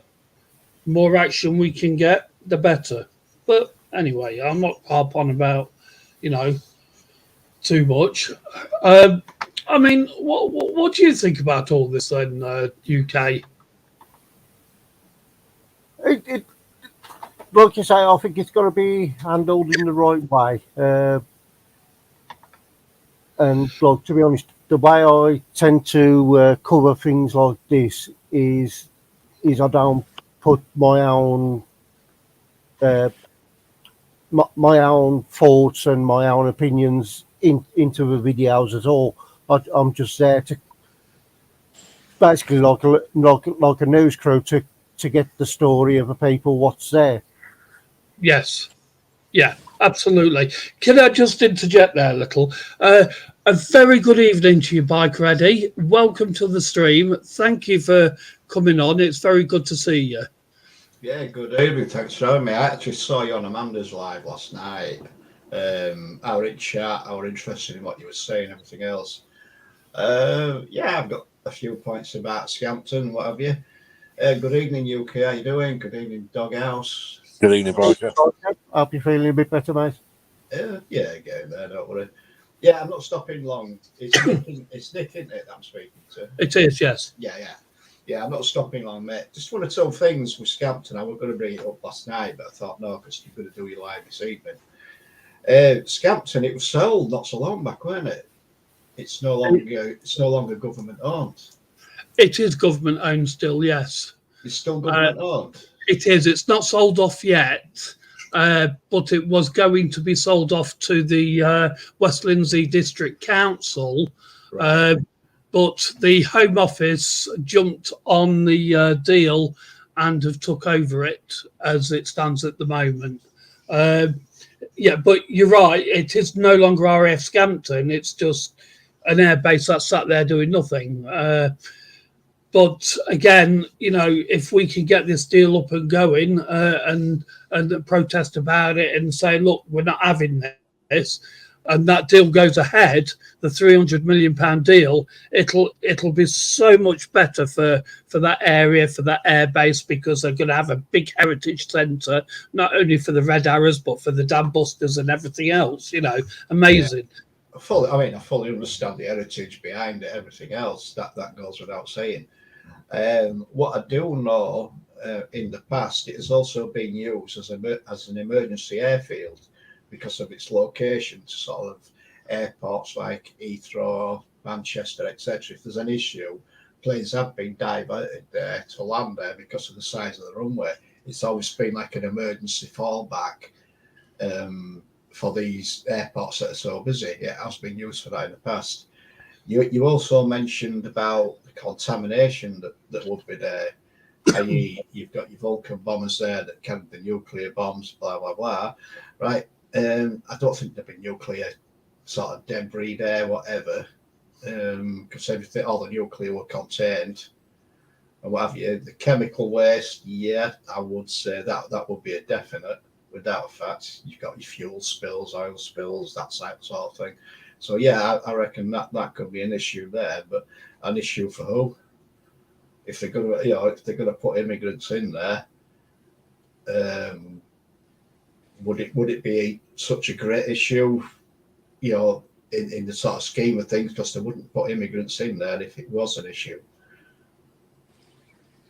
Well, right, you touched upon a couple of things there. You say the nuclear side of it. There will be some kind of residual nuclear stuff there. I know this is fact anyway because I used to work there. So the thing is that it was Project Blue Steel, which was a standoff nuclear weapon that used to be on the Vulcans. You've talked about the Vulcans being there, absolutely correctly. There's all the contaminants from them. You talked about the runway. It's a 10,000 foot runway. It was extended for the use of the Vulcans, hence the reason why being 10,000 foot. And yes, it was used as an ELG, which is emergency landing ground. Yeah. Absolutely 100% on that. Good evening, Deanology. Welcome. Good to see you here. Yeah, so again, absolutely correct in your facts there. You then touched upon, would it be a bad thing the migrants being there? Well, yes, because of everything I've said. I think you may have misunderstood what I was saying. I'm going on about the chemical detritus that could be there, etc. Would it be a bad thing for the immigrants to be there with the chemical detritus? Yes, I would, and I can't see the government allowing that to happen. Therefore, the government, are they going to put these immigrants in there knowing full well that there should be no hazard towards them regarding the hazardous waste that could be left there? That was the road I was going down. Not that I agree that the immigrants should be put in there. I totally disagree with that. 100%, they should not be put in there. I do apologise for me getting. It's probably the way that I came across, but that's the way that I meant it, to be honest. I think Nick did say that a local MP tried to use that point, but I think the government again is ignored them. Well, if the government's going to ignore them, and there is evidence to say that there is chemical contaminants there that are going to be harmful to health, then what are the government doing if they're going to sort of bypass that? Are they putting these immigrants in harm's way? Does that go against human rights, that type of thing? there's all that scenario behind it. But as I said, I'm totally against putting the immigrants in that place. I'm totally against immigrants being put in any place, to be honest. Well, yeah. I must admit, Nick did check the other day, and it's still a no flight zone around there for like drones and things like that, which would have been taken off. But then, how long does it take them to remove these restrictions? But like I say, I mean, as Nick said, it's still used and it's still there as an emergency landing field. Yeah. So there's always going to be a no-fly zone there for drones, just in case. It's actually funny you should say that. The airfield is no longer used. It's not an ELG anymore. No. But it's an interesting point you raised, because in 1996, when they put RAF Scampton on care and maintenance and was no longer used, they removed the post of rail wooden fencing at the end of each end of the runway and put up chain link fencing. Okay, this time round, there's no chain link fencing that's been put up. The post of rail is still in. So that does make me wonder. And all the runway lights are still in. The outer runway lights, the approach lights, they're still there. They've not been taken out whatsoever. But all the signage to do with MOD, RAF Scampton and everything has been taken down. It's all gone. Well, I suppose if it's still kitted out to be, let's just say, an active airfield for whatever scenario, whether it be emergency or whatever, does that not say to you that maybe they're going to be flying these immigrants in rather than shipping them in from over the channel? I'm glad somebody else had the same thought as I did. Yeah, you said that, didn't you? Yeah. Said weeks ago. I think they're going to be flying it from source, to be quite honest, if that's the case. I mean, how many people are they hoping to house there? I mean, over 2,000 2,000 personnel that could live on site. Yeah, 2,000 migrants that they're talking about putting there. But then will it stop there? Will they house more as more people come in? And the other thing is that these migrants are going to be allowed to wander free. They're going to be allowed to come and go as they wish and everything. Now, your problem with that is that you're going to have a lot of them that will disappear into the countryside or into cities and sort of like not come back. So they're not going to be able to keep an eye on them in any way, shape or form, to be honest. Yeah, you're going to have to excuse me. I need to have a quick break and burst in here. I'll be back in a minute, Charlie. No, absolutely. Yeah, it's all interesting, very interesting, And it really, it's weird. We all come to the same sort of conclusions. Yeah. Even about where they could be flying them to, and that it's a strange situation.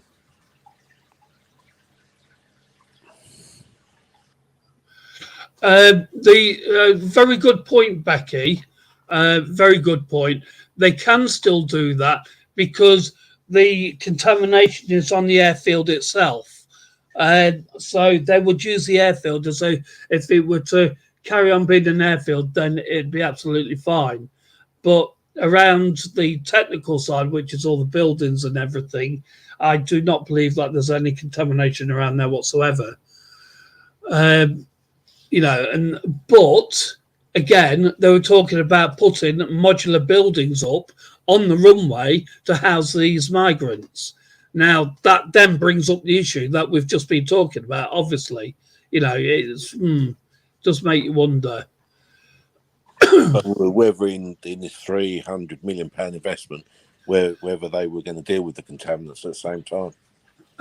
They probably will. They've probably got a plan for that already. Absolutely. Yeah. I mean, of course they'd have a plan for it, because at the end of the day, it'd be no point embarking on a project like that if they didn't have a plan, would they?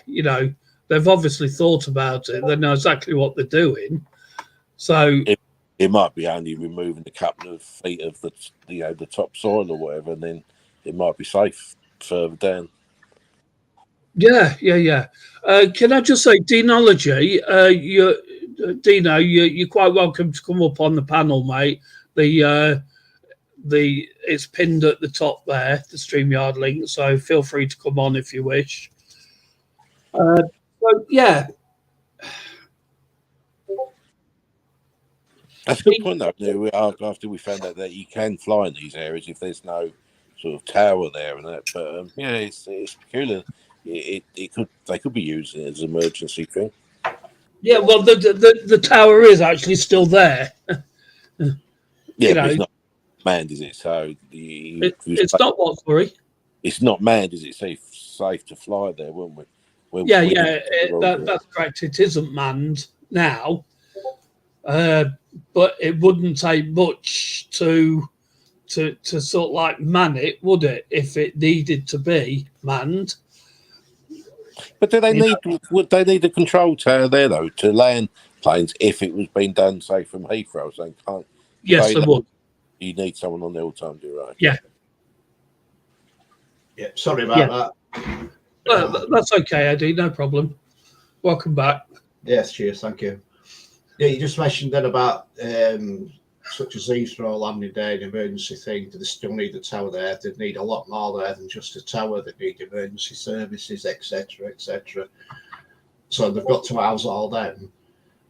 So if that's the case, and they're going to turn it into a immigrant base, then that sort of place for emergencies is now gone. Where are they going to go in an emergency? Well, okay, yeah, very, very good point. Very good point. What I'm going to do is I'm going to bring that back to there. Then I'm going to bring up that there. Zoom in. Just bear with me, and I'm going to put something up on screen in a moment and give you an understanding of the base itself. If anybody has any questions as to what's what on the base, please feel free to ask. That is not a problem because, well, quite frankly, I know the base very well. Stop screen sharing, and we will try again. Screen share, yeah, that. Oh, no, I've got window. Oh, there we go, that's better. Just bear with, please, gentlemen and ladies, or ladies and gentlemen. There we go. So that is RAF Scampton. Now, they're talking about, if you can see my cursor, yes, you can, that's fine. They're talking about housing them on this runway. 10,000 foot runway. It's mad, absolutely mad. Madness. That's the lazy runway there. They could house them on there as well, but it's not the place to do it. So I'm losing my trail of thought here, guys, so I need helping out. This is the technical side here. This is the housing side. So you've got migrants on here. There's a fence all the way down this lane here, Polyplat Lane. Yeah, there's a fence there, and then the fence goes off this way around the old officers' mess here, and it goes all the way around there. But the thing is, what you've got there is you've got the migrants here, then you've got a primary school here, nursery here, and housing all the way here. So you can see how much is so close there. And they're talking about housing all these guys here. Now, these guys are going to get bored or whatever, understandably, if they've just been dumped on there and left. So what are they going to do? You know, what's put in place? I don't believe anything will be. Right, from what I'm seeing there, if you can just zoom back out again. Yes, mate. Yeah. All the houses at the bottom, bottom middle, bottom right. I take it they all used to be military houses. Yes, this was the Marry Quarters, known as the Marry Quarters. Where my cursor is, these are all sold off. These were all the officers' housing, and this was the airmen's housing over here. Some of these are still retained. Only a small number are still retained by the MOD for housing for military personnel. The rest were sold off. So like with most sort of military bases, you've got everything sort of included. You've got your housing estates, you've got your school. So obviously that school there, is that still a school that's used today? Is it still? It is, yes. Right. Very much so. Yeah. There's even, if I could bring your attention to something else, I'll zoom in on the school. This is the school here, the primary school, yeah. But this building here is a nursery. Right.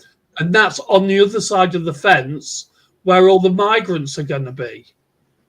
Right. So is that nursery still in use? It is.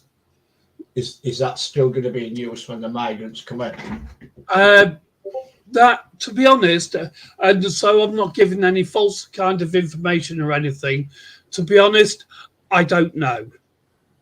Right. I think I would hazard a guess that I don't think it would be.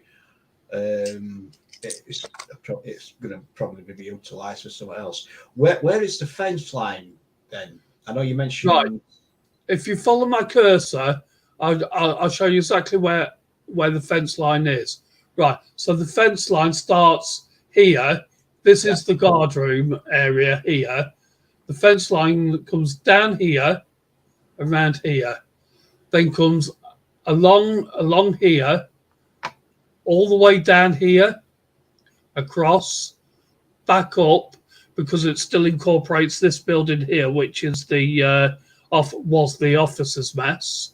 Right, so the it then comes up here, is gated on this junction here, and you turn left there to come onto the housing estate, and then the fencing goes all the way down this road to here, down the bottom, and then goes around the back here, which you can pretty much say yourself there.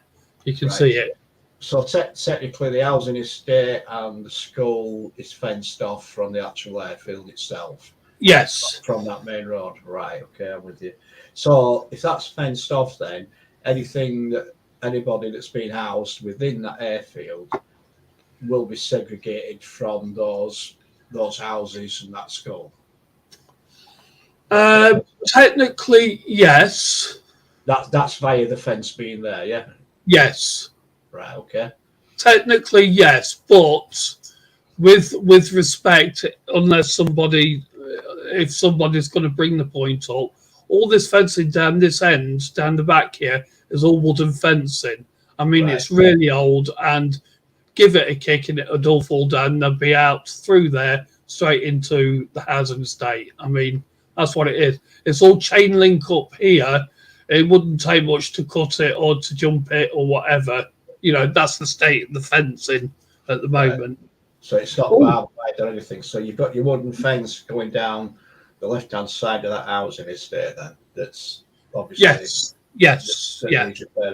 Yeah. So you've got the obvious point there that they will work the way out. Now, if you go to the left of the airfield towards Scampton and Ayrstone, that's the village. Yeah.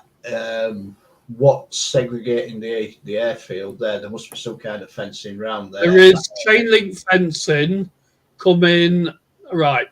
The chain link fencing comes across here, around here to here, and then the fencing goes all the way down, around there, and follows this old road all the way up to here.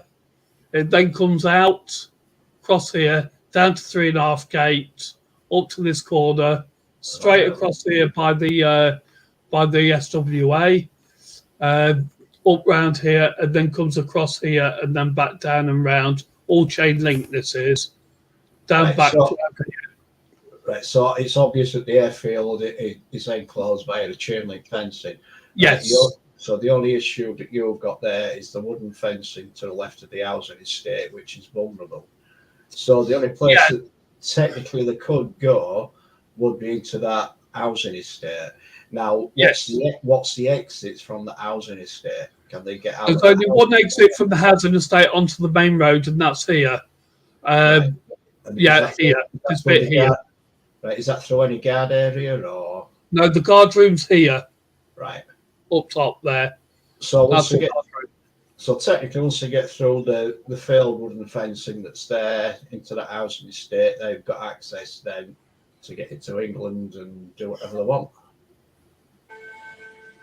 Because there's going to be nothing there to stop them, is there? No, because the only thing Nick was saying they've got on there, they've got like a gate, but they're not going to close them because they've got G4S on there with their little cameras, and that's all. That's all that's there. Nick was saying that he heard that they were going to give them all mobile phones, the refugees or whatever, and then if they weren't home by a certain time, they were going to ring them up to make sure they're safe. But can I just correct you something on there now that I'm aware of it, Doghouse, is that they have a company, a security company, super duper high surveillance security company called Ryan Facilities Management. These are the ones that have CCTV units and everything. So what I guess it's going to be is your dog standard security guard on minimum wage with a body cam. That's it. But that's a good point what Eddie made about the primary school, wherever it was, the nursery, was next time you go there, you could ask the villagers, have they heard anything, whether they would still be used if it gets used by migrants and refugees, sorry. Well, just one moment, because I'm being very rude, and that is something I'm not.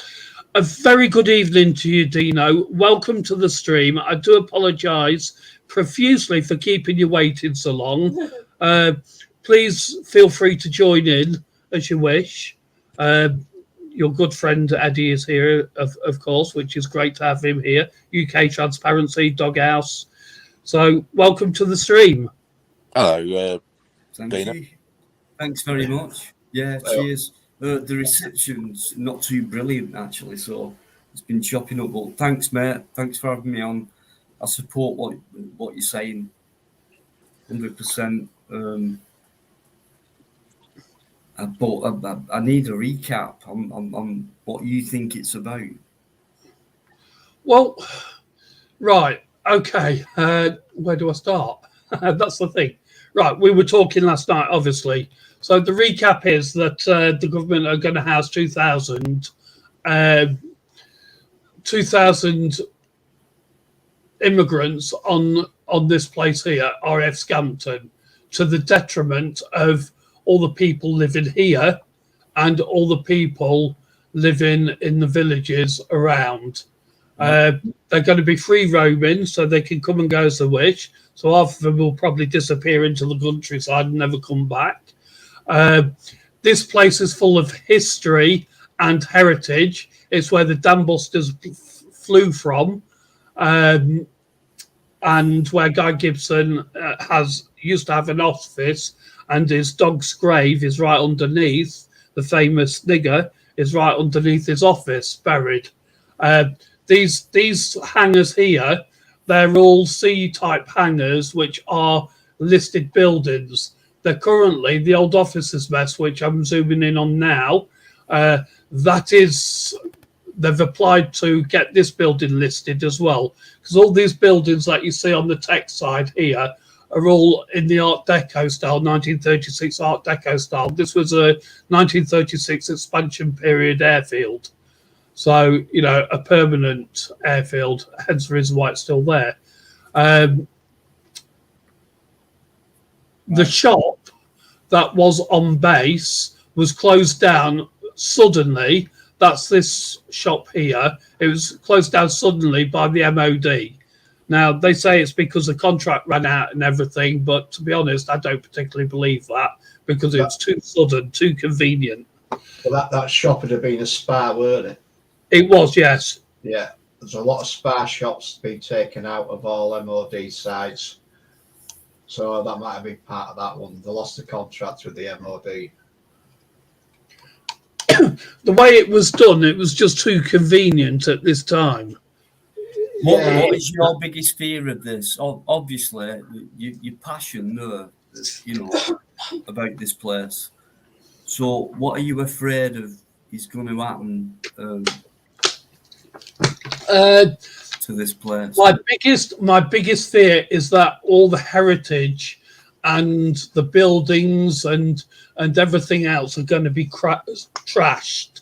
So you're obviously trying to, you're bringing it out just like any one of us would, saying, "Come on, guys, let's not let this thing happen." I was also going to add that my biggest fear is for the people that are living there as well. Right. With all the associated trouble that potentially could happen with these guys being put on here, I fear and sympathise with all these people that live there. I really do. They don't want it. They don't need it because. I mean, let's face it. They've basically trashed out enough every hotel that they've gone into, and so. Well, I don't know if you've read up on it, but you look at what happened at Napier Barracks down in Kent that they're using. They trashed it. They set it on fire.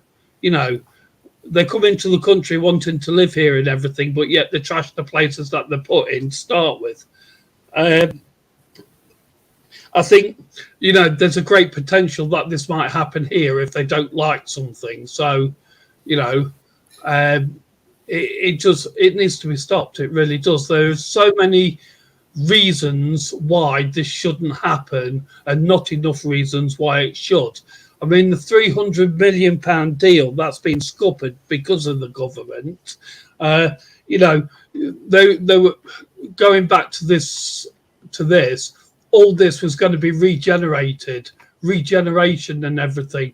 They're going to have places of excellence for aerospace and stuff like that. Thousands of jobs, heritage centres for not only the Red Arrows but also for the Dam Busters. The buildings are going to be done up and reused again. But keeping the fabric of the base as is. When it comes to the asylum seekers and all that part of it and things like that, what do you think they're not using it for some kind of strategic thing? That's a very good question. And an honest answer to you, I don't know. I really don't. It could be. It might not be. Who knows? But at the end of the day, it would be. Actually, I had a thought because that's a very good point to raise. How many people? I've never heard of this place before. You see, and that's one good kind of strategy for. Have you never heard of the Dam operations where no one's heard of that place, and if we fly them in there, well, who knows? Type of thing. Well, had you never heard of the Dam Busters? Oh yeah, well, everyone. Not everyone, but yeah, I have. Yeah. No. This is just a personal thing. People know about this was the place where it all started, right? Yeah. They were the squadron was formed here at Scampton. Absolutely. And you're trying to say that part of it, and I do exactly the same thing as you. But on the asylum, on the other side of it, the immigrant, what's going on with it. I mean, I think for me that's far more important than what that is now. I don't get what you mean. Sorry, you thrown me there a little. Can you sort of like say that again, please? What I mean, I'm not sure quite what you mean by that. Well, I'm not entirely sure on this story, but you're talking about asylum seekers coming in and using this area. That's correct. Right. Thank God for that. Yeah. And you're so passionate about, what's there and look at that building and, and that's that. And I get you on that. It's so special. On the dam, that's where that originated. but it's being used for something else now. And I'm worried, just like you are, that, you know, that culture, that heritage, all that might disappear because of maybe what's coming in. Yeah, that's absolutely correct. Absolutely. But the other side of it is that there is a £300 million deal that is the money's in place, the plans are in place, ready to go, and the government has scuppered it to put these people on there. Now, that deal, the £300 million deal, was to regenerate Scampton, to keep the airfield open, and to put other buildings in there, and restaurants and stuff like that. And it was going to create thousands of jobs, you know, and it'd bring a lot of prosperity to that area, which there's not a lot of money in that area. Now, the thing is, at the end of the day, to override all that just to bring immigrants in, I mean, it just seems a bit, you know, convenient. And it will definitely, certainly, you know, if that kind of thing succeeds, which it probably will, it will change the culture, Yes, the history. Things get buried, forgotten about, etc. And I can definitely tell that you're passionate about, you know, you don't want these things to disappear. I'm a bit like that, you know, going to places. From what I understand about what's going on, from what you said there, Nick, this is going to happen regardless of this £300 million that the government has buggered off, basically. It's going to happen, and there's nothing that anybody or any one of us can do. It will happen. It's already in place. That's why that £300 million has gone, basically.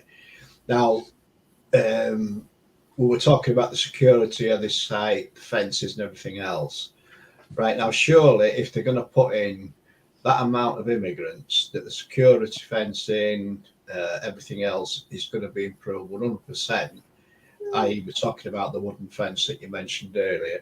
Surely that has got to be upgraded. They're not going to leave things as they are. Things are going to be contained to stop these people getting out, because you've got to understand that these people are not going to be vetted.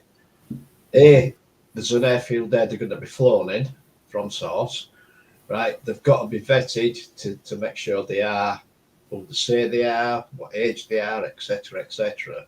Right now, we know that the vetting procedure that they've got in place right now, you need an interpreter, you need an adult care worker there.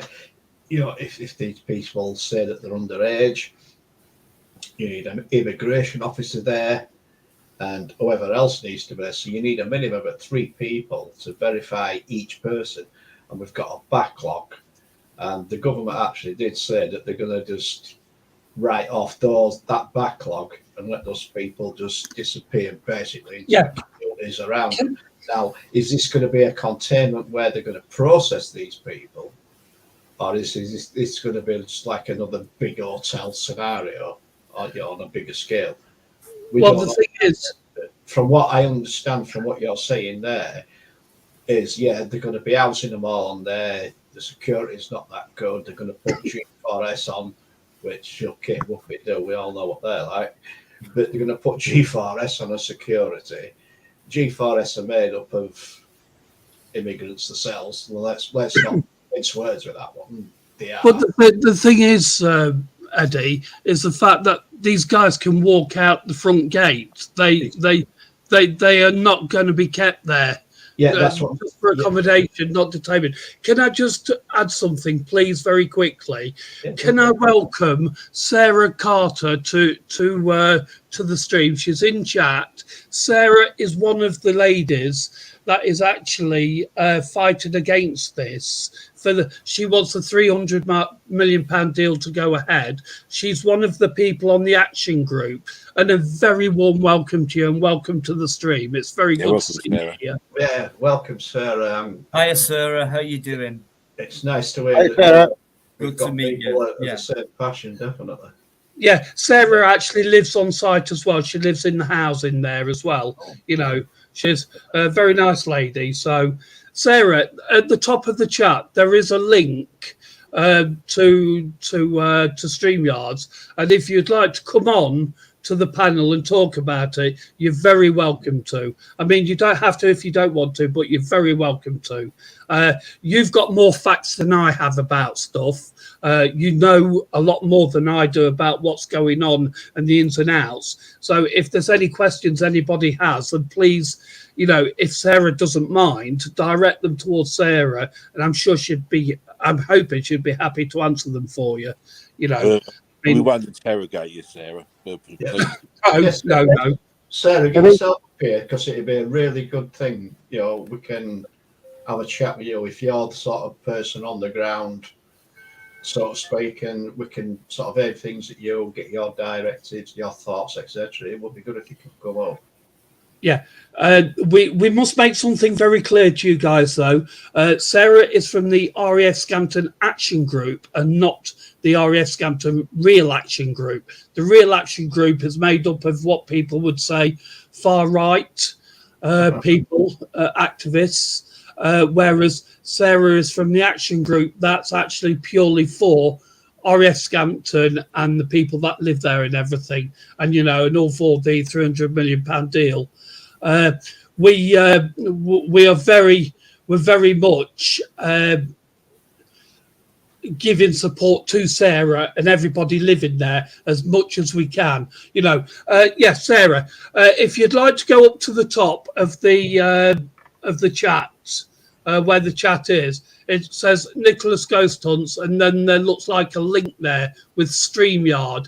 If you click on that, that'll take you through to a series of different things, and it will bring you up onto the panel so that we can chat with you. This has turned out to be fantastic that Sarah's actually come to talk to us. This is brilliant, absolutely brilliant. You don't have to have your camera on, Sarah, and it does ask you to allow to use your mic and things like that, and you have to have a name. That if you've never used StreamYard before, there's a little bit to go for. It takes a few minutes. I mean, for me, for the vetting process, I honestly don't know why we're not using these super prisons that they've built. Well, that has been brought up before. I totally agree with you on that one. We said that before about using it. Yeah. Well, they're talking about closing prisons down using these super prisons, and they're going to mould them from these prisons that are closing down. So they haven't got the room for immigration and their own prisoners. Yeah, absolutely. So use the prisons that they're moving the prisoners out of. Well, that'd be my stick them all in the empty prisons. Yeah, go for it. But but you know they're not going to do that because they won't be. They're good enough for our prisoners to use, but it won't be good enough for them. Won't be up to standard enough, is it? Yeah, well, it's like the place in Kent that the trash and everything else. You know, they complained about the living conditions. It was good enough for our troops. Yeah. Yeah. Well, the thing was with that one, they moaned about it, but they weren't supposed to be there long, were they? They were only supposed to be there for a few weeks, but then the government didn't move them, so. Yeah. Yeah, but how long did the troops live there? Well, since it were made. Well, yeah, I don't think it's been used all the time, though, was it? I think they did leave it going into a bit of Yeah, it was left empty, I believe, but it was still the same conditions. I think it was only empty for a few years. It weren't long. So I still got all the comforts and everything else that the troops used to have. Yeah. Let's be honest. Where are these people coming from? Right, they're coming from war-torn countries who have got absolutely jack shit over there, wherever it is that they're coming from, or where they say they're coming from, allegedly. Yeah. And they're coming over here and they're getting, accommodation free of charge. They're getting meals free of charge, everything else. What have they got to complain about? Well again, they've got dentistry. They've got dentistry and medical on site as well. And my point there is that we can't get. We can't get a doctor's appointment, and we certainly can't get a dentist for love nor more money. I'm just about to bring Sarah on, everybody. Oh, no, No worries. Why have these people got privilege?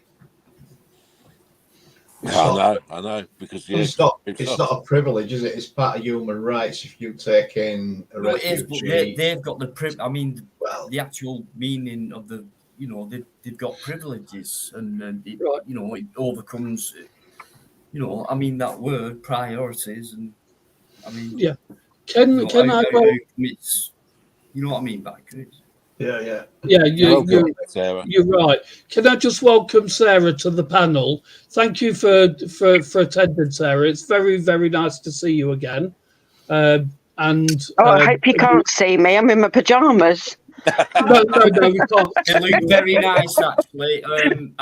Well, that colour does suit you. Yeah. Cheers. Thank you for taking the time to come and speak with us. It's much appreciated. We can now get across some of the myths that people are thinking about what's happening up there and what's not happening up there and stuff like that. You're one of the people that, to an extent, knows exactly where we're at with it and what's happening to an extent. Yeah, to a certain extent, yeah. we're all mushrooms, I'm afraid, and it's only if you stick your head out far enough and keep screaming at people for long enough that they actually sort of give you answers. But yeah, luckily enough, I'm a screamer, so. Can I start with asking the first question? Yeah. Good evening, Sarah. Nice to meet you. Right. From what Nick said, who are you? Sorry. I'm back already. Hi, biker ready. Oh, it depends. What kind of biker? What do you mean? Sports bikes. Oh, right. Yeah, that's okay. Then go on then. Ask your question. So if I said Harley Davidson's, that wouldn't have been okay then. No. Exactly. Yeah, American heaps of shit. Anyway, I got where I got to go. Right, I'm going to ask you the first question. Right, from what Nick says, you actually live within the locality. Right, bear with me a second. I need to try and turn my... that's better. So turn my volume up so I can actually hear you. Yeah, go ahead, sorry. Right, from what Nick said, that you actually live in the locality of Scampton within the old military accommodation. Yeah, on the former married quarters, yes. Right, so are you ex-military? Ex-military? My husband, yeah, he's 22 years ex-RAF, left 16 years ago, has been living on this estate for 28 years. Right, okay. Right, that was just a side question. Right, what is your... Right, this may sound obvious. What is your concern for what is happening regarding you yourself and the people that live around you? What is your major concern? Well, I mean, everything. I mean, you can't help but see what is in the press. And I know that, enough people say that it's biased and you don't hear about all the good things that happen every day amongst asylum seekers, but we're just getting it rammed down our throats all the time about, how bad these people are. So, of course, it scares people. I mean, when you're seeing that, there's terrorists coming over and the background checks aren't getting done properly, then obviously people are really concerned for their safety, apart from the side of the fact that, we're in one of the sort of worst situations financially that this country's been in for years. And, Lincolnshire is a very poor county, and when we've got a private company wanting to invest 300 million next door to us, we get a bus every 2 hours, I think it is. So people really struggle to get jobs where they can get to and from without having to get taxis every day or try and ride a bike along the A15. And all of a sudden they want to dump 1,000 jobs right on our doorstep. They're absolutely amazing. My husband, being ex-RAF, he's got RAF through his bones, and he was so excited.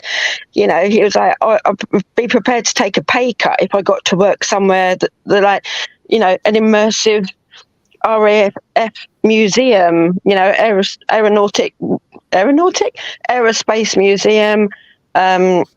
What they've got planned over there, they want to send satellites up into space, so there'll be an aerospace centre, education centre. There's just so much that is planned. Well, was I have to say is planned for there, because it's not over until the fat lady sings, and I'm not singing yet. So I can understand from your sentiments there. I mean, you're very passionate about what's going to be going on, and that is that goes without saying. Without a doubt, I will be as well. I mean, I'm not from there, but yeah, I'm passionate about the immigration status and everything else. But the fact that they're putting people in a place such as Scampton, without sounding rude, irrespective of the history of the place, it's the logistics of the place that concerns me as to why they're putting them there and everything else. Like I said before, go on, sorry. I hope you take this as a way that it's meant as well. And as well as we know that not every asylum seeker is going to be bad, and not every single man you meet is going to be bad. But whether it was 2,000 foreign young men, 2,000 bank managers, 2,000 postal workers, 2,000, if they're all men, without a history, without proper background checks, that don't speak the language properly, have come from places that, don't necessarily have the same respect and regards for women, then, like I say, it doesn't matter where they're from, it's still going to be a concern. I fully understand and I fully sympathise with that one, definitely, without a doubt. But my point of view, I mean, it must be hard for you guys that are down there living it as we speak. What I'm seeing is a big logistic scenario going on here. A, you've got an airfield. B, you've got basically not a lot going on around that area. They're going to house all these immigrants into that particular area. And without doubt, they will be flying them in. That's a given. Well, no, they can't, because the runway won't be usable, because this is one of the issues with the whole sort of regeneration thing, because it was said, well, if the Home Office are only going to use it, they say 2 to 3 years. In that time, they have no plans on maintaining the runway. Now, the runway costs a lot of money to maintain, and the Home Office will not pay to maintain the runway. So the runway, by the time they finish with it, will be unusable. So that's part of the problem, is that, even if Scampton Holdings investors were to say, yeah, okay, we'll wait 3 years, the amount of money that they would then have to put into redoing the runway, is just going to add into their costs.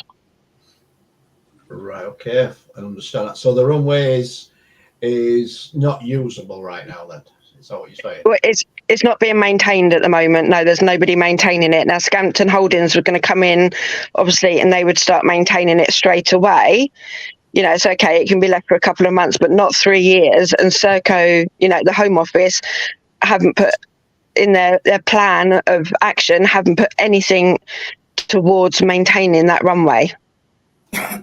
Right, so based on that assumption, and that runway cannot be used to land any aircraft on whatsoever other than a helicopter. Yeah. Right, okay. I reckon that it could still be used. It won't land a commercial jet on there, but it will be able to land some kind of military aircraft on there, C-130s, whatever. It'll still be able to land them. Now, if that's the case, there's still a runway there, there's an airfield there that has got a direct sort of access to get these people into that place far more quicker than they normally would do, i.e. crossing the channel, going through all the rigmarole that they have to do, or supposedly do. They're going to be thrown in there straight away, offloaded. They're going to be sort of vetted, if you like, or they should be, and then sort of accommodating everything else. So I still think that runway, even though it's in bad sort of decay or whatever, it will still be used. I mean, they could even put them in local experimentalists. Well, but I mean, I they'd have to Can I make just sure say, that they've Sarah, got. to be honest, Sarah, how are you? Yeah. Good to hear you. That's denology. Sorry, yes, You know. Who's this? Sorry. And things like denology. Runways can, and they can hang around for years and years, way after they've been decommissioned or, you know, money's run out and things like that. It's a good piece of stuff. It can last for a long time, you know. Yeah, so but I mean, to be safe, they do. What they're telling you. What do you mean? With the money, and you know, it costs this to do that and all that, and you know, they can do what they want, you know. Well, yeah, I mean, yeah, my husband was in the RAF for 22 years, so you know, I do listen to him sometimes. And basically, you don't need a runway or any airports or any areas like that to land a plane or a helicopter or anything. Well, no, a helicopter, but a plane that could carry enough people would still need to have, you know, crews here, air traffic control, and you know, fire crews. I mean, when the Red Arrows moved to Waddington, every time they flew here, they'd have to make sure that there was a crew here ready. So if there were any incidents or accidents, that there was a crew here ready to respond to them, and also air traffic control to make sure that everyone stayed safe. So they'd have to implement that as well. How do you know that's not sort of on the cards as we speak right now, that they're going to instigate the control tower? Okay, the runway is in disrepair, but there's still aircraft that can land on there, and you know, there could be a ground crew there for any emergencies, whatever. Well, no, I don't know if they don't have that planned. Why that's choose what that beautiful area where it is, you know, the gorgeous history of it all, and you know, the area. Why choose that, and you know, put the, you know, bring in this different situation in? Why you want me to answer that? Am I allowed to swear? Please. It's not my live. Can I just say, Sarah, that on my streams you can say absolutely what you want as long as it's not racist. Because they're fuckers. That's why. And even more so, I think if we get the idea that there's going to be a lot of resistance in, like, as in people trying to stop them getting on there by road, I think they may well look at flying them in where like you obviously can't interfere. Exactly. The logistics of that place is absolutely brilliant for what they want to do. Like I said, I think they will airlift them in without a doubt. But I mean, there was a meme quite early on with the picture of the front gate with the RAF Scampton sign with Rwanda Air plane going over the top of it. Yeah, and it was like, oh, so they're going to move them here so they can ship them straight out. And it's like, well, you know, we paid 150 million to Rwanda and not one person's been sent out there yet. So, you know, they're not going to do big operations like that by bringing them into an area what's really obvious. No, but also, I mean, when people are saying about like bringing them straight here, the plan is to move people out of the hotels because that's what's costing the money. But, you know, when you look at how many people are coming over a week, right, that's going to do, what, 3 weeks? I mean, we're averaging about 500 a week at the moment, isn't it? Yeah. And what also gets me is that they're talking about how much it costs to have these people in hotels per day, 6 million a day. But how much is it going to cost to house them, Scampton, with everything else per day? Can I say that before it was, what we now, Sunday, so Wednesday, Thursday, Friday, Saturday, Sunday, 7 weeks and 5 days ago, in the news they were saying it was costing 2 million a day. Now, because all this has been highlighted in the news, within a couple of days it got up to 3 million, then 4 million, then 5 million, and now it's up to like 6 point something million a day. Now, Yeah, I've been asking the question of where is this money coming from? Because at first they were saying it was coming out of the foreign aid funds. Now, if that's money that we were going to be sending abroad anyway, then it's not actually costing us any more. It's just coming out of what we would send abroad anyway.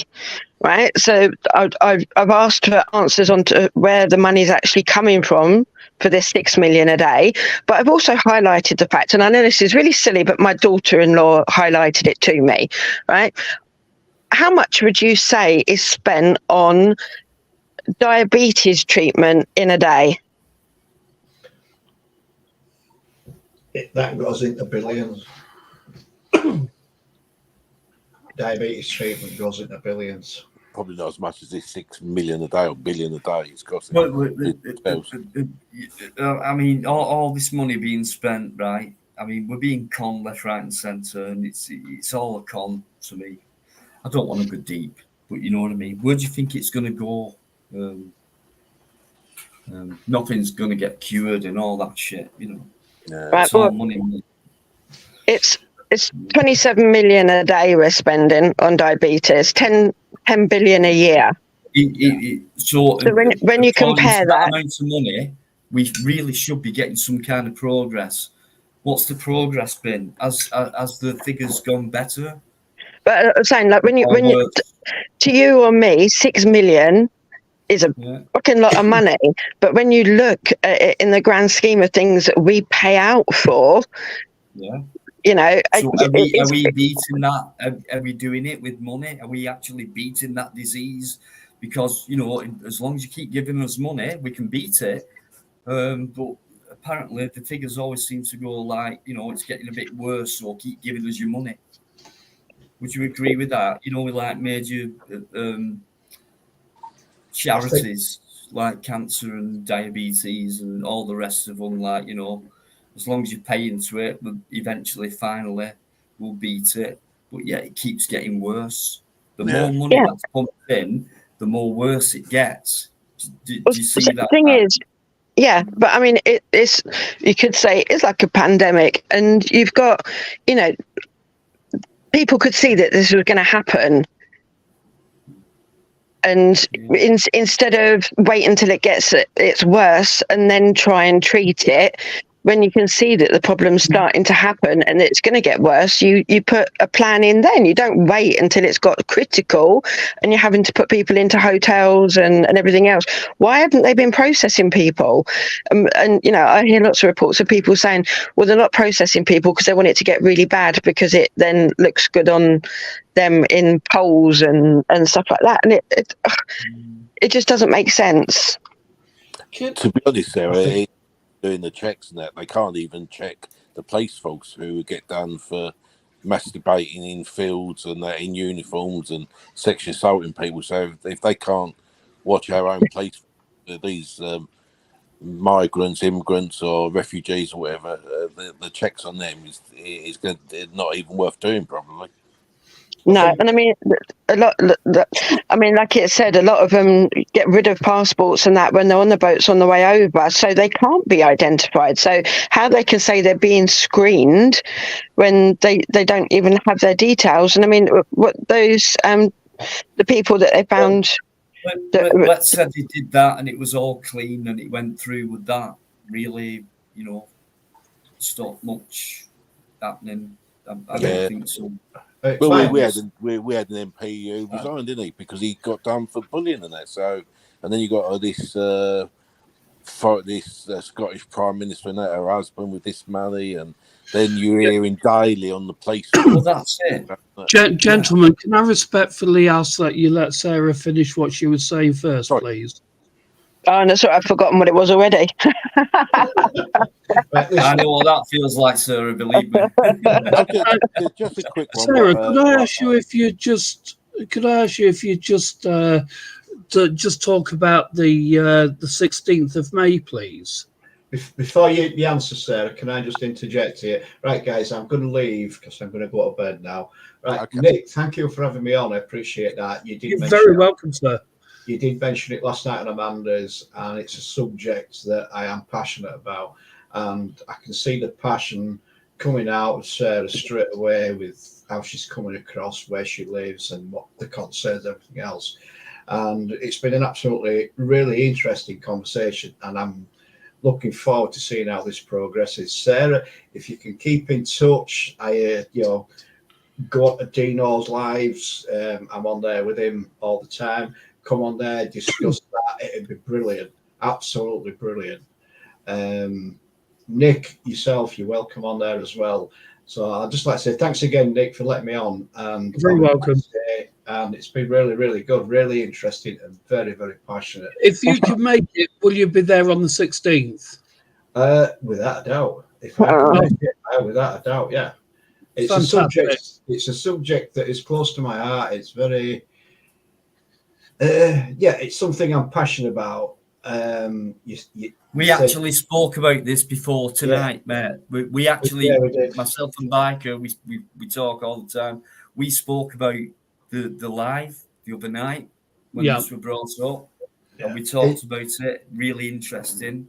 I mean, I've got really into this. I've got a son that's ex-military that served Iraq, Afghanistan, etc.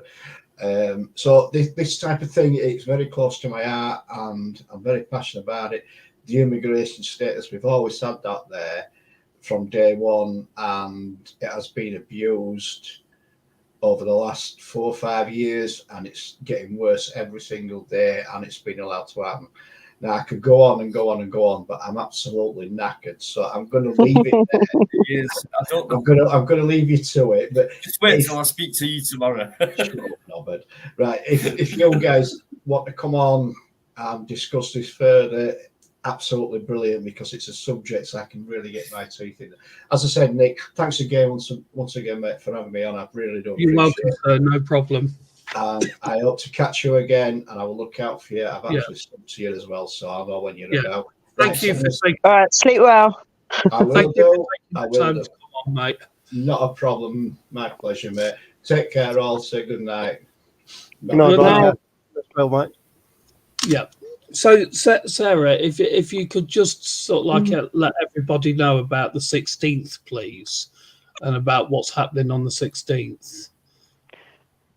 Honestly, it was supposed to be a meeting with the residents as a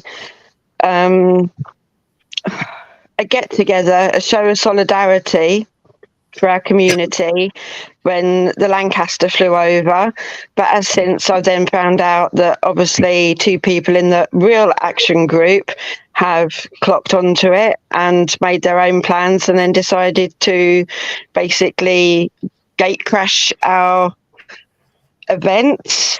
And that's what it feels like, should I say. You know, I've tried through the whole of this campaign to make sure we stay very neutral, because the Home Office will not pay any attention to us if we show to be far right or far left.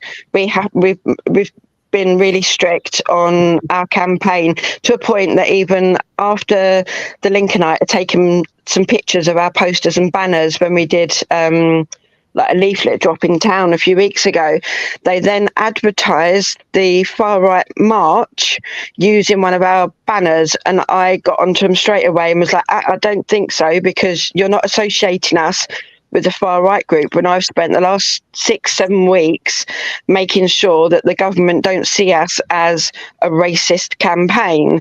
So it does concern me that now, you know, it's been shared amongst other groups who don't have the same how do we put it, message as us, and agenda. Yes, the same agenda. Because and it's a good word. Yeah, and the one of the people organising it was actually chucked out of the proper group quite early on because of her racist views and the way she was talking and her hate speech. So she was removed quite early on, and we don't want to be associated with people like that. You know, I can't let my personal views, anyone that sort of with me working on the campaign is not showing any personal views, whatever way they are. We have one message, wrong plan, wrong place, save our Scampton, get the inheritance. You need to deal with the asylum seeker problem, not us. You can't just fob it off on us and lose our deal, because you want to come in and save yourself 6 million a day by using us for 3 years, and in that time we've lost a 300 million pound investment, and you're going to leave us with a site which is no good for anybody, because Scampton Holdings won't hang around because they've got investors that want to invest, and the satellite company are not going to wait around for an extra 3 years for everything to be built and be ready for them. So sorry, I've gone off on a bit on a tangent there, but no, it's fine. Hey, I know how that feels. Ask everyone else. Listen, Sarah, carry on. Please. Yeah, it's why, I mean, you messaged me earlier on as to why I was just given a list of names, and I just went through bosh, because we have to be so careful and not sort of being tarred with the same brush as the far right. So as soon as I've seen that they're planning their own thing on that night, and I'm like, right, okay, that's not till 9 o'clock. Our event will be over then. And then the lovely lady that's like, oh no, there's a fly past, we'll go and turn up really early. And I'm like, how are they going to turn up? Are they going to have banners? Are they going to have posters? Because it's nothing to do with the Save Our Scampton campaign. It is a parish council event for the residents actually here, and then all of a sudden we're going to have potentially like this huge group of visitors, shall we say? which I mean, okay, you have to see it from our side as well. I'm on a YouTube video filmed by a guy stood at the front gate of camp when I was going to talk to security one day. He filmed me whilst he was wearing a balaclava, and I've got my company details on my vehicle, and I pulled into park, and I'd gone over to speak to security, and a couple of the local bobbies were there as well, and I was talking to them about security on the camp with the RAF leaving.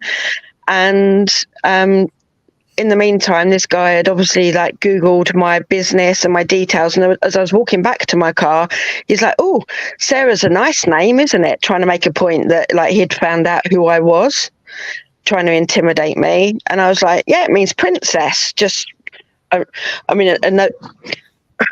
I used to be a lorry driver. I was the only female lorry driver out of 90 drivers. I don't take shit from men. I don't let them intimidate me. And, I wasn't going to let him do it just because he had a balaclava on and was too shit scared to show his face to me.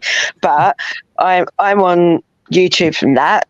There was also 4 people from Active Patriot that came onto camp, had broken into MOD property, and then was walking around camp intimidating people, especially 2 young ladies walking some dogs.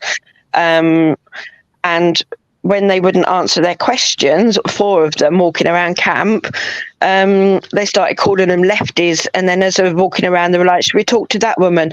No, she's wearing lefty clothes. But they were walking around camp, trying to intimidate people, filming everyone.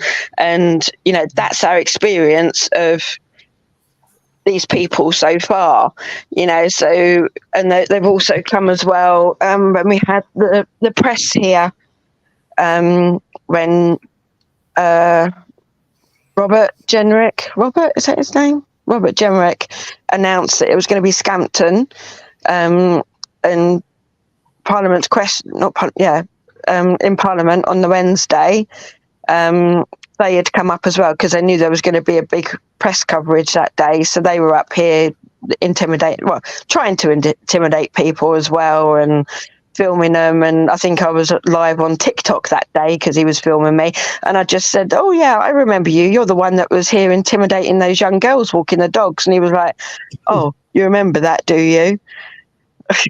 So, I mean, this is the experiences we've had. So when residents find out, that these people are due to come again for, like, basically coming and parking on our estate until like gone 12 at night, not knowing what their intentions are. And yeah, they could say that they're just coming up for a peaceful vigil. It did make me laugh because the original plan was a human chain. That's correct. Yes, I saw that. And then it was pointed out that it was 10 kilometres, and with people having a 1 metre arm span, it was going to take 10,000 people to do that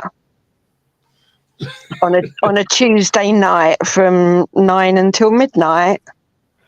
Yeah, it seems a little far fetched, doesn't it? Yeah, very much so. Listen, guys, I'm going to go. I'll go live on. I go Tuesday and Friday, mate. Yeah. And we can do this if you want. Yeah. And Sarah, anyone, bring it on, and you'll get as much airplay as you want there on this one. For sure. And we have got, Sarah, we have got a lot of strong people who come on my live streams who will back this thing up, believe me. And anyone who wants to mess around with it, they'll be gone. And that's where Biker Ready comes into it. So we have a strong live stream on my channel. And I'm perimenopausal Sarah, so bring it on. Well, I'll tell you what, bring it on, Sarah. Absolutely, bring it on. You'll be in the right place for sure, and you will have a lot of big guys in there who know the stuff and will back this thing up and spread it out there as well. Yeah, so I'm not the campaign leader because I'm a shrinking violet. I'll put it that way. I'll tell you what. So what you want, right? So my next live will probably be Tuesday, Nick. Yeah, that's no problem. I'll be there. All right. And then definitely Friday. That one's guaranteed already. But okay. I am on a break on a holiday, so I'm back on Tuesday morning where I am. But I'll be going live Tuesday. And okay, yeah, you're very, very, very, very welcome to come on, just like anyone is. And this needs to be talked about a lot more. And hopefully I can help you to spread the word about it. Yeah. All as long as you turn up on the 16th, mate, mate, I'll be there. Support these ladies. Yeah, I'll be there. I'll be and I'll do my best to try and get some more people there as well. Yeah. All right. That's great. Yeah, and that's for the action group. We're going to support the action group, not anyone else. Right. What we need to do, though, I mean, Sarah, then, like loads of stuff, bang, bang, bang, like that, and it's like, right, but if we can slow it down and get more detail, yes, because it's like, and this and that, it's like I'm getting it, but it's like the in between stuff as well. So the more we know, the better we can cope with or deal with and the situation. Absolutely. Yeah. Absolutely, mate. So that's why you've got as much time as you want on my live to talk about it, and let's have more of it, more detail, and yeah, not just the overview. Let's get into it more, and then where I'm coming from. Thank you. You're very welcome, mate. We'll see you Tuesday. Enjoy your holiday. Thank you. Okay. All right. Can I do that? Yeah, bye. Good night, mate. Can I just ask Sarah, did you say you've got a flyer done for the 16th? No, because it's not a public event. It wasn't supposed to be a public event. It was a parish council event for the residents, but because of these two ladies on the other group, they've decided that it's going to be a public event and not inviting everybody, apparently. So the police have had to be updated because obviously we have to let them know when there's been a gathering. So I've had to inform them that now we've got extra visitors that have invited themselves. So no, there's not an official invite because it wasn't supposed to be a public event. It's okay. I was just wondering, if you got like a flyer, if you got like a digital image of it, like if you could have send it over, could have put it on our community pages to advertise. No, I mean I personally won't be because I would, it's not a Save RAF Scampton campaign event. it's not, we're not doing it as like a publicity event or anything like that. It was purely, to bring the community together to remember, why we live in here and why we want to save it, not as a sort of a campaign event. So that's why it wasn't advertised. Okay, yeah, okay. That's right. Can I just say, Sarah, that I've been banned off your Action Group Facebook page? Is there any chance of them banning me, please? Of unbanning you? Yeah, I said I'd speak to them because I was just given a list of people that were in the real Action Group just to be taken off. That's all. Because obviously, if they're in that group, we don't want them using all our materials and stuff on. With respect, I am in that group. I'm in that group for a reason, to keep an eye on what's going on, what they're up to. I've got quite a few spies in that group. Yeah. Hence, I know that. Hence, I got the list of everyone planning on going. Yeah. But I mean, the police are actually in that group as well. That doesn't surprise me either. Yeah, because I ring them with updates and they're like, oh yeah, no, we know about that one because police intelligence have already got that. Yeah, because I mean, as I say, I will be. I'll be at your event to take the photographs for you, like I did on the Reenactors Day. We met there, didn't we? Yeah. And I'll be doing that again for you and passing the photos back to you again. So that you're going to take pictures of the real Action Group that night, aren't you? No. I want to do it for you guys, for your event. To show what you guys are doing. I mean, if you require me to take pictures of the real Action Group, then I'll do that for you. That's not a problem. But no, I don't want them to have. I don't want to be associated with them at all. I mean, when the protest happened in town last week, I wouldn't go. Not necessarily because of personal views for either side, but because as a campaign we have to be shown to be neutral, and so we don't. If it had been me that was in control, then I would have said I wouldn't want the far left to go because you're just drawing more attention to the fact that the far right are there. Yeah, and they made it into a big spectacle. Whereas if they just turned up on their own and got absolutely no interest and no publicity, then it wouldn't have been such a big deal. But because the far left decided to turn up as well, then it was made into a bigger event, which I would have preferred for everyone just to ignore them and then toddle off home. I mean, when people were looking for them, I had a message saying, well, there's no one here. And I'm like, they're probably still trying to find somewhere to park in Lincoln. Yeah. Well, the thing is, I've got to say that my interest is to stop them from using Scampton for this. It's not the right thing. And also for you guys, because you're the guys that live there, you're the guys that have to put up with it, and that is why I do what I do. So Alison has invited myself and my partner up for that evening for that too, because we provided the wreath and everything. So I will come up and take pictures for you of the group, of the proceedings and that lot, and pass the pictures on to you to use as you wish, as I did for the reenactment time. Yeah. And I will continue doing that for you. If there's anything you want picture-wise or filming, anything else like that, please let me know. No, that's brilliant, and I appreciate that. Thank you. But I mean, you can see where my concerns were there, can't you? Oh, absolutely, 100%. Yes, yeah. And I just wanted to allay those feelings or the suspicion that I'm not actually wanting to be part of that whole protest thing. I'm just keeping an eye on what they're up to and what is being said. You see, it's just one way of knowing what's happening, isn't it, and keeping on top of things like yourself. But if you're advertising it as an event for and broadcasting it for sort of public attendance, then that's basically because it's been arranged. Yeah.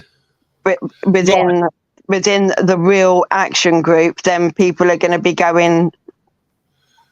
attending for the real action group and what they stand for.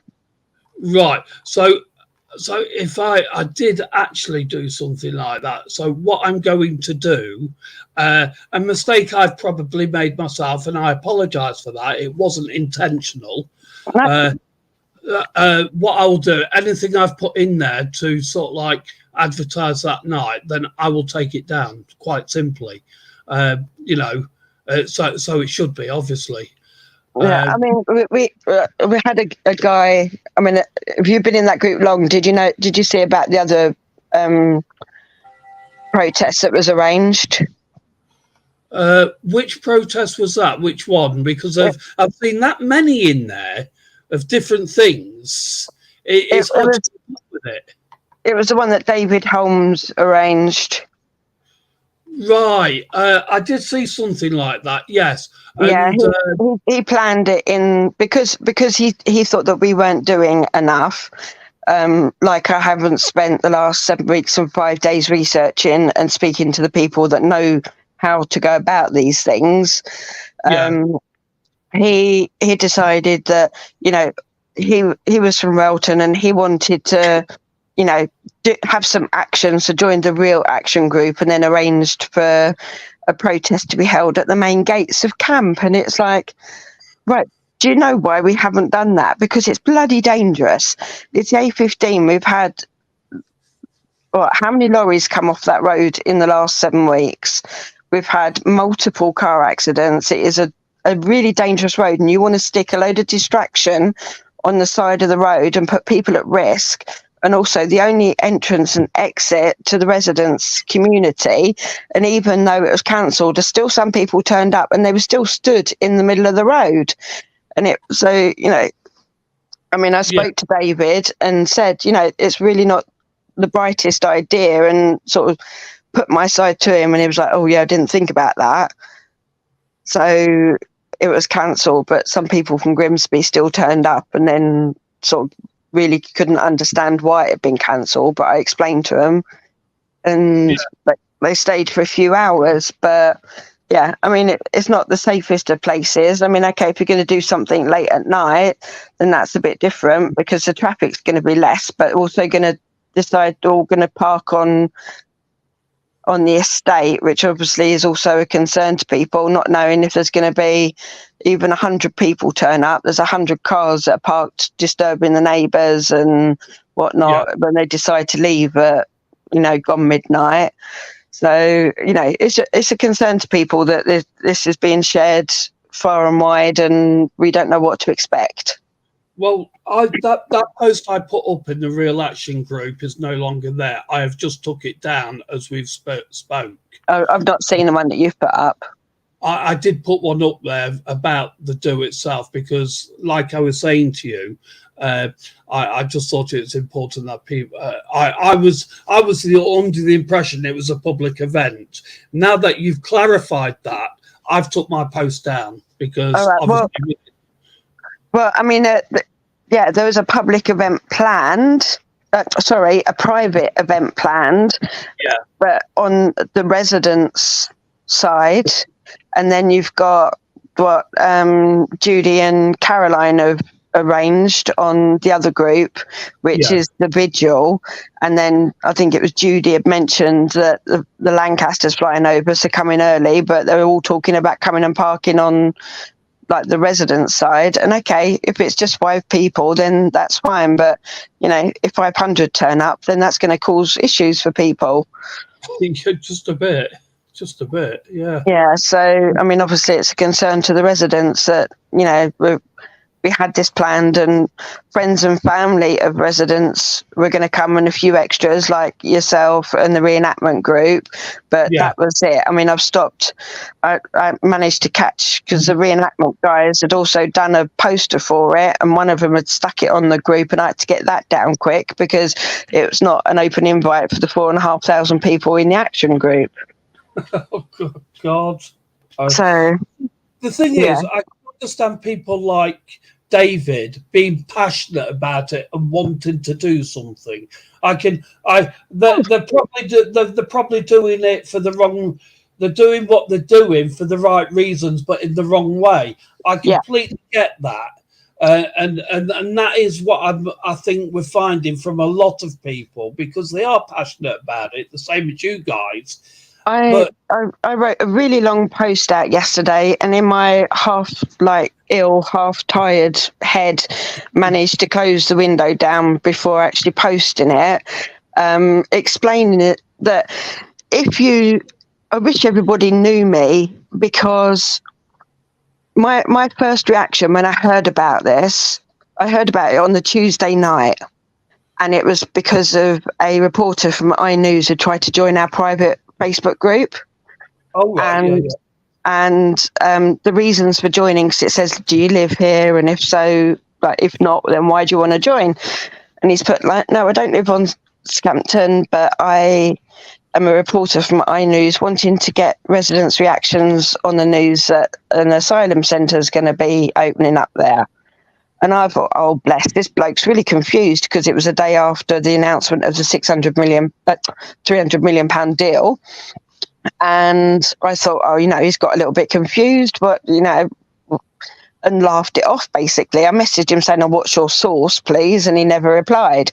And then to find out the next day that, this guy had insider information, and it was actually a thing when Edward Lee was in Parliament discussing it. Yeah. My knee-jerk reaction was not on your fucking Nelly, and was getting ready to set up an Amazon wish list of everything and anything I might need for camping outside the gates for the next however many months. We'll do a Green and Common, shall we?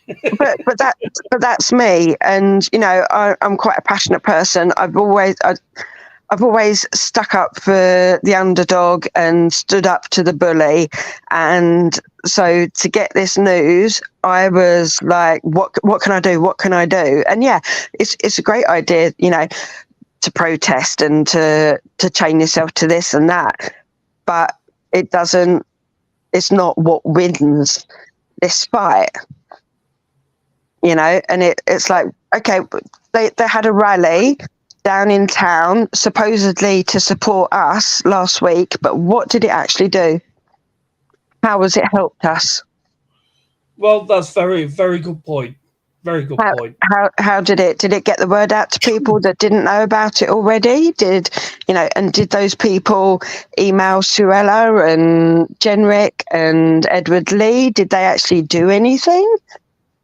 So how has it actually benefited us by having that protest? Now, the idea of the action group is to raise awareness, get support, try and get as many people involved as possible. So, they are writing to people and causing inconvenience to people.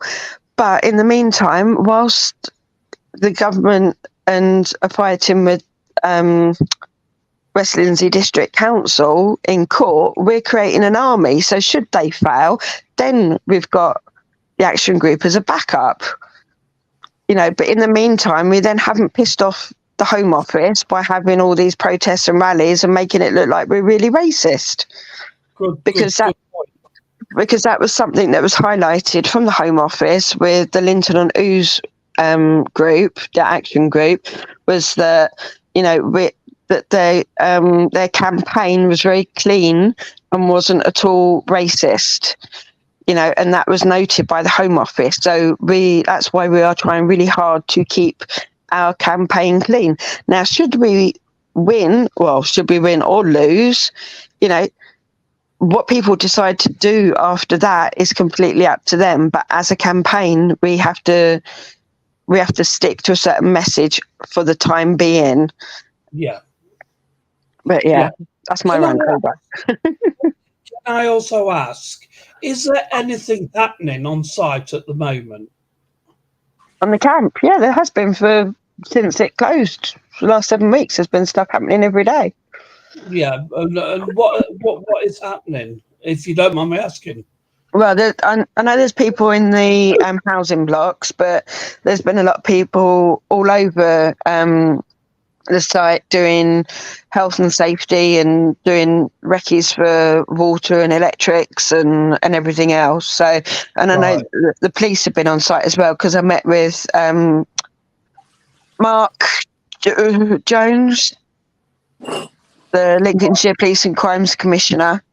I met with him last Friday to discuss sort of local concerns and stuff with regards to this and what's happening about funding and supporting us and stuff. And he said that they're actually involved with like planning things out to make it as safe as possible.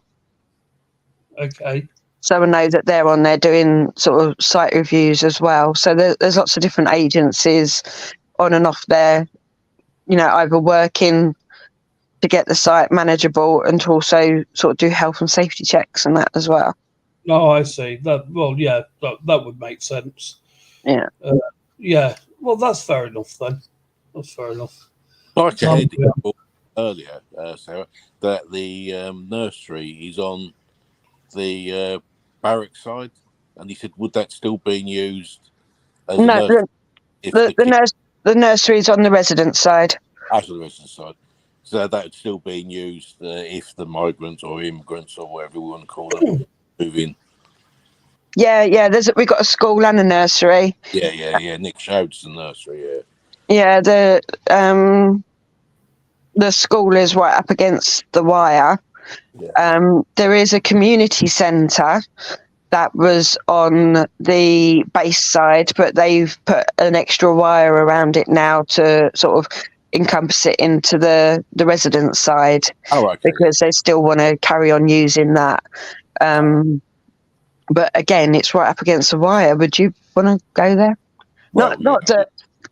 Like I typed earlier on, like what is actually the point of having a fence up when they can just walk straight out the front gate and onto the estate anyway? Yeah. Nick decided. I was thinking about the nursery, and I didn't think about it because I think Biker thought it was on their side, if you know what I mean. No, it's on our side. It's opposite the officers' mess. It's called the Hive, isn't it? No, the Hive is the community centre. Right. Yeah. Okay. So the Hive is next to the school. That's right. Yeah. Which is the Barnes Wallace building, which is the old community centre. Yeah, and the office is a big building that I've shown you all on the Google Earth. Yeah, the big one that's been boarded up because it's got asbestos in it. But that's another thing, because there's also asbestos in the accommodation blocks, apparently. Yeah. So, I mean, they said that it was going to cost £1 million to get the officers' mess free of asbestos. So how much it's going to cost to get the accommodation blocks free of asbestos, I do not know. But no, the nursery, if you go past the football pitch and then turn around to the right, you've got the gym on your left. That's right, yeah. And near the old squash courts. Yeah, well, the nursery is right next to the gym. Yeah. On that bit there. Just behind the old Vulcan Club, isn't it? Next, yeah. So you got the Vulcan Club on the corner. Yeah. So if you're standing like with your back to the officers' mess, yeah, you've got on the far right corner you've got the Vulcan Club. Then you've got to the left of that is a gym, and then to the left of that is a nursery. Yes. So right next to the Mugger, the multi-use games area. Yeah, I know exactly what you mean. Yeah. So that's quite close then to where the migrants would be, is it? Oh, good, yeah. It's like a couple of 100 yards from where they'll be sleeping. Okay. Yeah. And I mean, like you say, they're going to be the other side of a wire, but there's not going to be anything to stop them walking out. And again, you know, it's not that all of the 2,000 are going to be bad. Oh, that's right. Yeah. Right. But since the news broke of this, so we'll say 8 weeks ago, it'll be 8 weeks on Wednesday.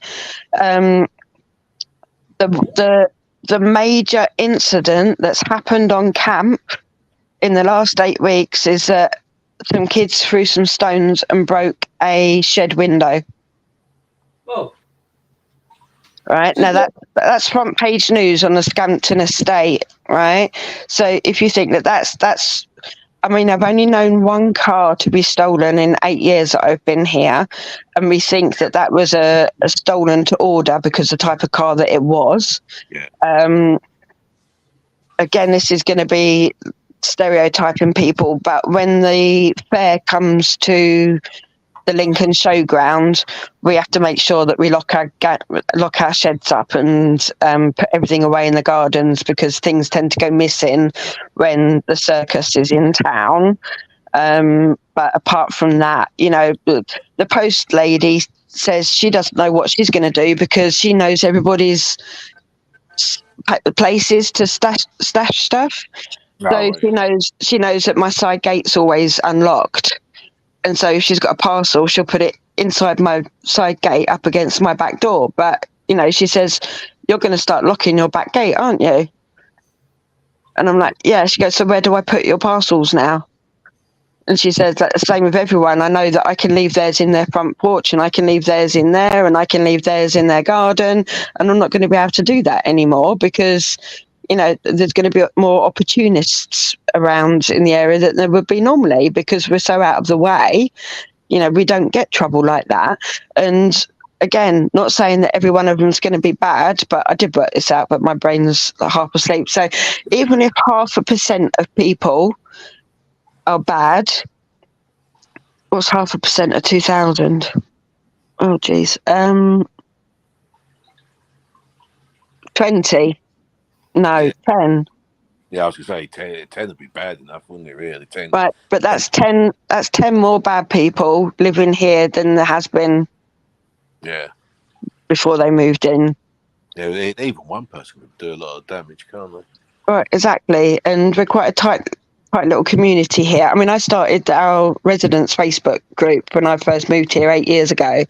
And, you know, all during COVID, it was a lifesaver for people because, you know, was all able to pull together and look after each other. And I'm going shopping. Does anyone need anything? Or has anyone got any nappies? I've run out and, you know, I can't get to the shop. And even during the snow as well, because we got this end of camp, because I'm right down the bottom, we got snowed in one year. I think it was about 4 or 5 years ago, and we had really bad snow. And because the drifts, the roads were blocked. So we had people that lived the other side saying, right, who needs to get to work? If you can make it across the field, I'll take you to work and then I'll come pick you up again later. Or, you know, making sure the old dears had shopping and, you know, everyone was looked after. So we're quite a tight little community here now. And, you know, to know that we're being put at risk is quite concerning, especially for the old dears, bless them, because although we're sort of, people look at us as a military area, the houses was starting to be sold off 24 years ago. So we've got a normal range of people. So we've got young families, we've got young couples, we've got single people, and we've also got elderly here as well. So, you know, and we've also got military families where husbands could be away for periods of time. Are they going to feel confident leaving their wives and their families behind? I would say no. Yeah. So. You get me started on this, and I won't stop. So I'm going to have to the old post lady, you have to get on with a retired person, leave all the parcels there. You'll be going around this old retired person's house. Well, I mean, we have got the Amazon locker outside what used to be Cost Cutters. With regards to that, the Cost Cutters. Their contract was until 2023, but they had an extension until 2025 because they weren't sure exactly when, like, the RAF were going to move out, but it was they decided to not extend it for another 2 years. So their contract was actually up this year, and there was an option to extend it, but they stopped the extension because they weren't making any money. And I only know it because I'm actually taking over the shop that's next door to that. So I've had quite a lot of dealings with the DIO, or the people that actually manage the properties that are still military. So, yeah, So- What you putting in the shop next door? a bakery cafe. Oh, lovely. It's the plan is to be a community cafe. Yeah. So Wow. when I first went for it, the plan was to be a community cafe, but the contractors that were in the cost cutters ESS, which have the franchise, had objections because they said it'd be a conflict of interest because they sell like a machine coffee, like the Max Packs drinks out of the machine, and also made to go sandwiches. So they said that I couldn't open it selling sandwiches, cakes, bread, cigarettes, newspapers, and everything they sell basically. So I had to change my business plan to make it that you had to like book a table to come.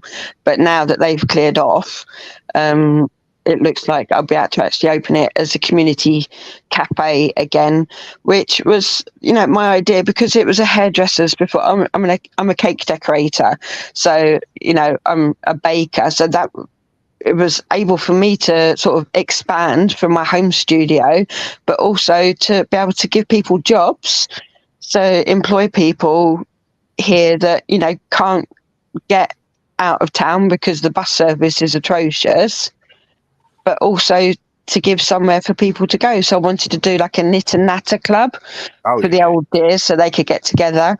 And then, men's mental health is quite a big thing for me because I've got a family member who tried to commit suicide after spending a lot of time in the forces, suffering with severe PTSD. So, men's mental health breakfast club I wanted to host as well, and a ladies book club where there's no reading that's done actually, but that's our guys is a book club, but just having somewhere that the community can get together, because that's what I'm passionate about. So that's why I've ended up spearheading the campaign, because one, I'm probably one of the most passionate people on here, and two, I'm not scared of getting in front of a camera and saying a bit if it helps our cause. So, but yeah, it's just lovely after all these years. It's just lovely to see that building being used again. Amazing. Yeah, well, hats off to you for that one. Brilliant. Well, I mean, Tanya had it for quite a long time as a hairdresser, but obviously during COVID, she couldn't work from there, and then she said, it wasn't worth keeping it on for the amount of money, but having one person cutting hair in there is obviously not going to pay all the bills, but having it as a community cafe, it's going to take a lot of work. And I've sort of shot myself in the foot a little bit, because where I've been fighting this campaign, I've not actually worked in my business now for over 7 weeks. So I've lost all my earnings for the last 7 weeks, which means I've been using the money that I would be using for the shop. So now I've got to try desperately to get back to work to be able to make that money back. So when I do actually sign the paperwork, I can actually give them some money. Yeah, I can appreciate that, definitely. Because, it was like I've lost out on Mother's Day, and then Easter was normally a massive thing for me. And I've lost out on all that because I just didn't have the time with all the press and, all the research and dealing with people. It was just absolutely non-stop 24/7. I was not going to bed at night. I was falling asleep on the sofa with my phone in my hand, and my husband was getting up for work at 5:15 in the morning and waking me up, if I was asleep. But chances are, I think I went the Monday night of the meeting. I'd got up on the Monday for the community meeting at like 7:00 in the morning. Was up all day, went to the meeting, and I didn't go to bed until Wednesday afternoon. Yeah. Because it was just constant with press and anyone and everyone that wanted to talk. I was up all night talking to people from Linton on Ouse that had dealt with this, and yeah, so it's just been non-stop, basically. I see. Yeah, understandably. Yeah, but I mean, it'd be perfect if I'd been moved into the shop already, because at least we'd have some sort of headquarters where people could come and be able to talk and get more information and stuff like that, because there's nowhere for anyone. I mean, with the shop gone now, we've got old dears who used to rely on that shop to be able to speak to someone. Well, yeah, what's the Vulcan Club being used for now? That's like the kids. It's a kids club now. Oh, right, I see. Fair enough. I'm just wondering if my knowledge... I mean, I know the base very well, you see. I have done for donkey's years. I'm just wondering if there's... I mean, you would know even better than I would now, to be perfectly honest. I was just wondering if there was any building left that you could use on that side. I don't think there is really, is there? Well, as a community cafe, no, not really, because, I mean, the Vulcan Club lost their licence, didn't they? So that ended up sitting empty for a long time and only being open when there was elections for a polling station. But I know there was a kids club that used it now and again, but they've moved in there now. It's like I can't think of the name of it now. It's like Before you know it, Sarah would be running cost cutters at the same time. Say that again, sorry. I said before you know it, you'd be having cost cutters.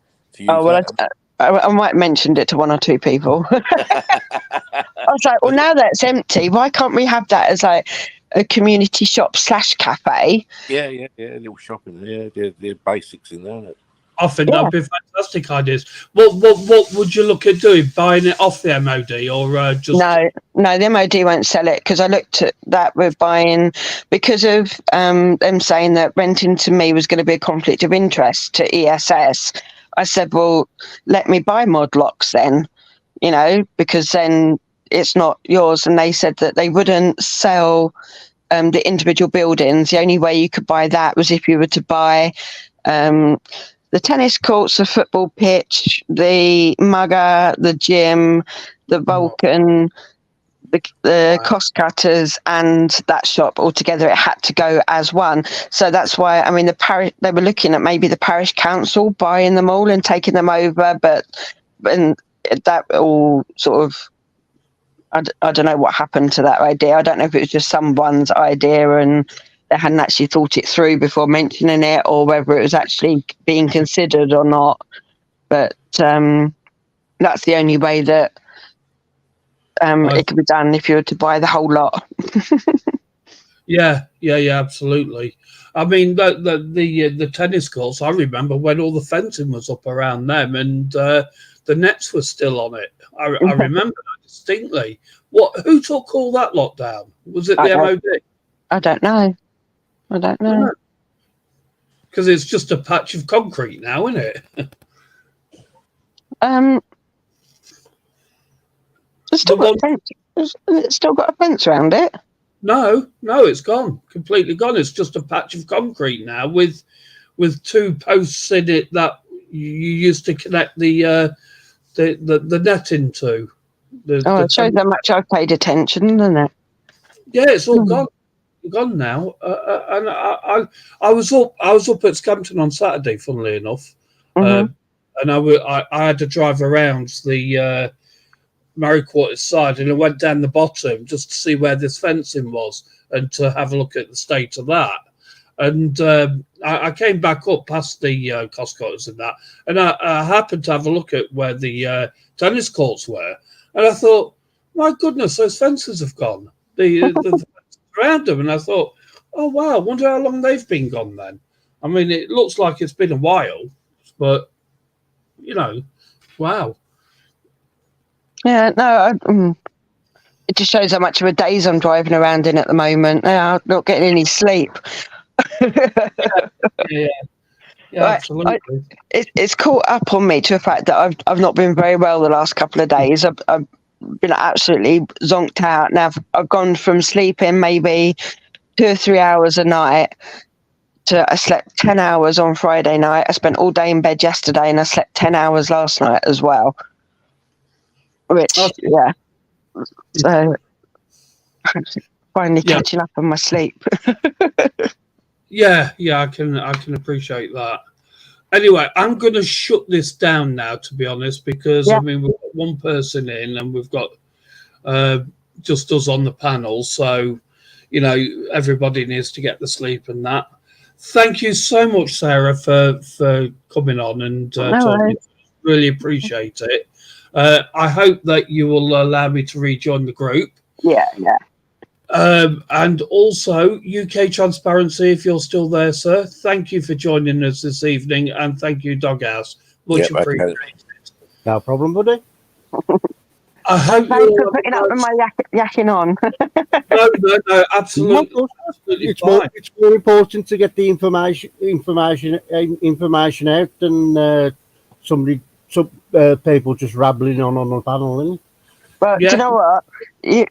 Information, like the amount of incorrect information I've heard is actually quite laughable. And someone said, because they've heard that I'm taking over the shop, someone thinks that I've decided to take over the shop in the last 8 weeks because I think it's going to be a money maker with all the refugees there.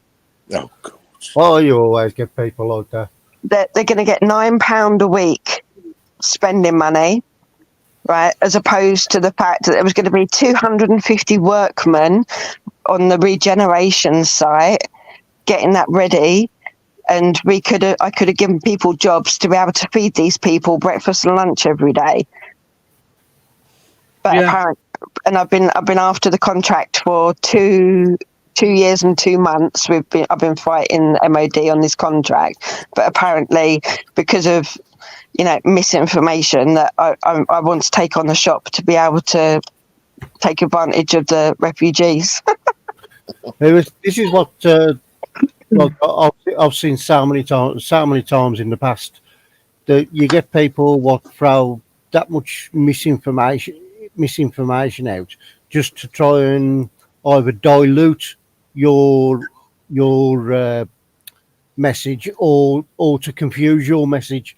Well, yeah, Active Patriot broke into MOD property and were walking around the officers' mess saying, this is where they're going to house them, this is where they're going to put them in this building. And it's like, well, not actually. They're going to put them in the accommodation blocks, which are over there. And then he was saying on his piece on YouTube, and that the government are sending out compulsory purchase orders to buy up all these houses and stuff. So people got in a panic, going, "Oh my God, they're going to compulsory purchase our house." And it was like, you really think they're going to compulsory purchase 500 houses so they can put asylum seekers here? I don't think so. What they're doing with the housing that's empty on there at the moment? Oh, that belongs to Allington Homes, so they're putting them up for sale. Right. I thought that was going to be the case.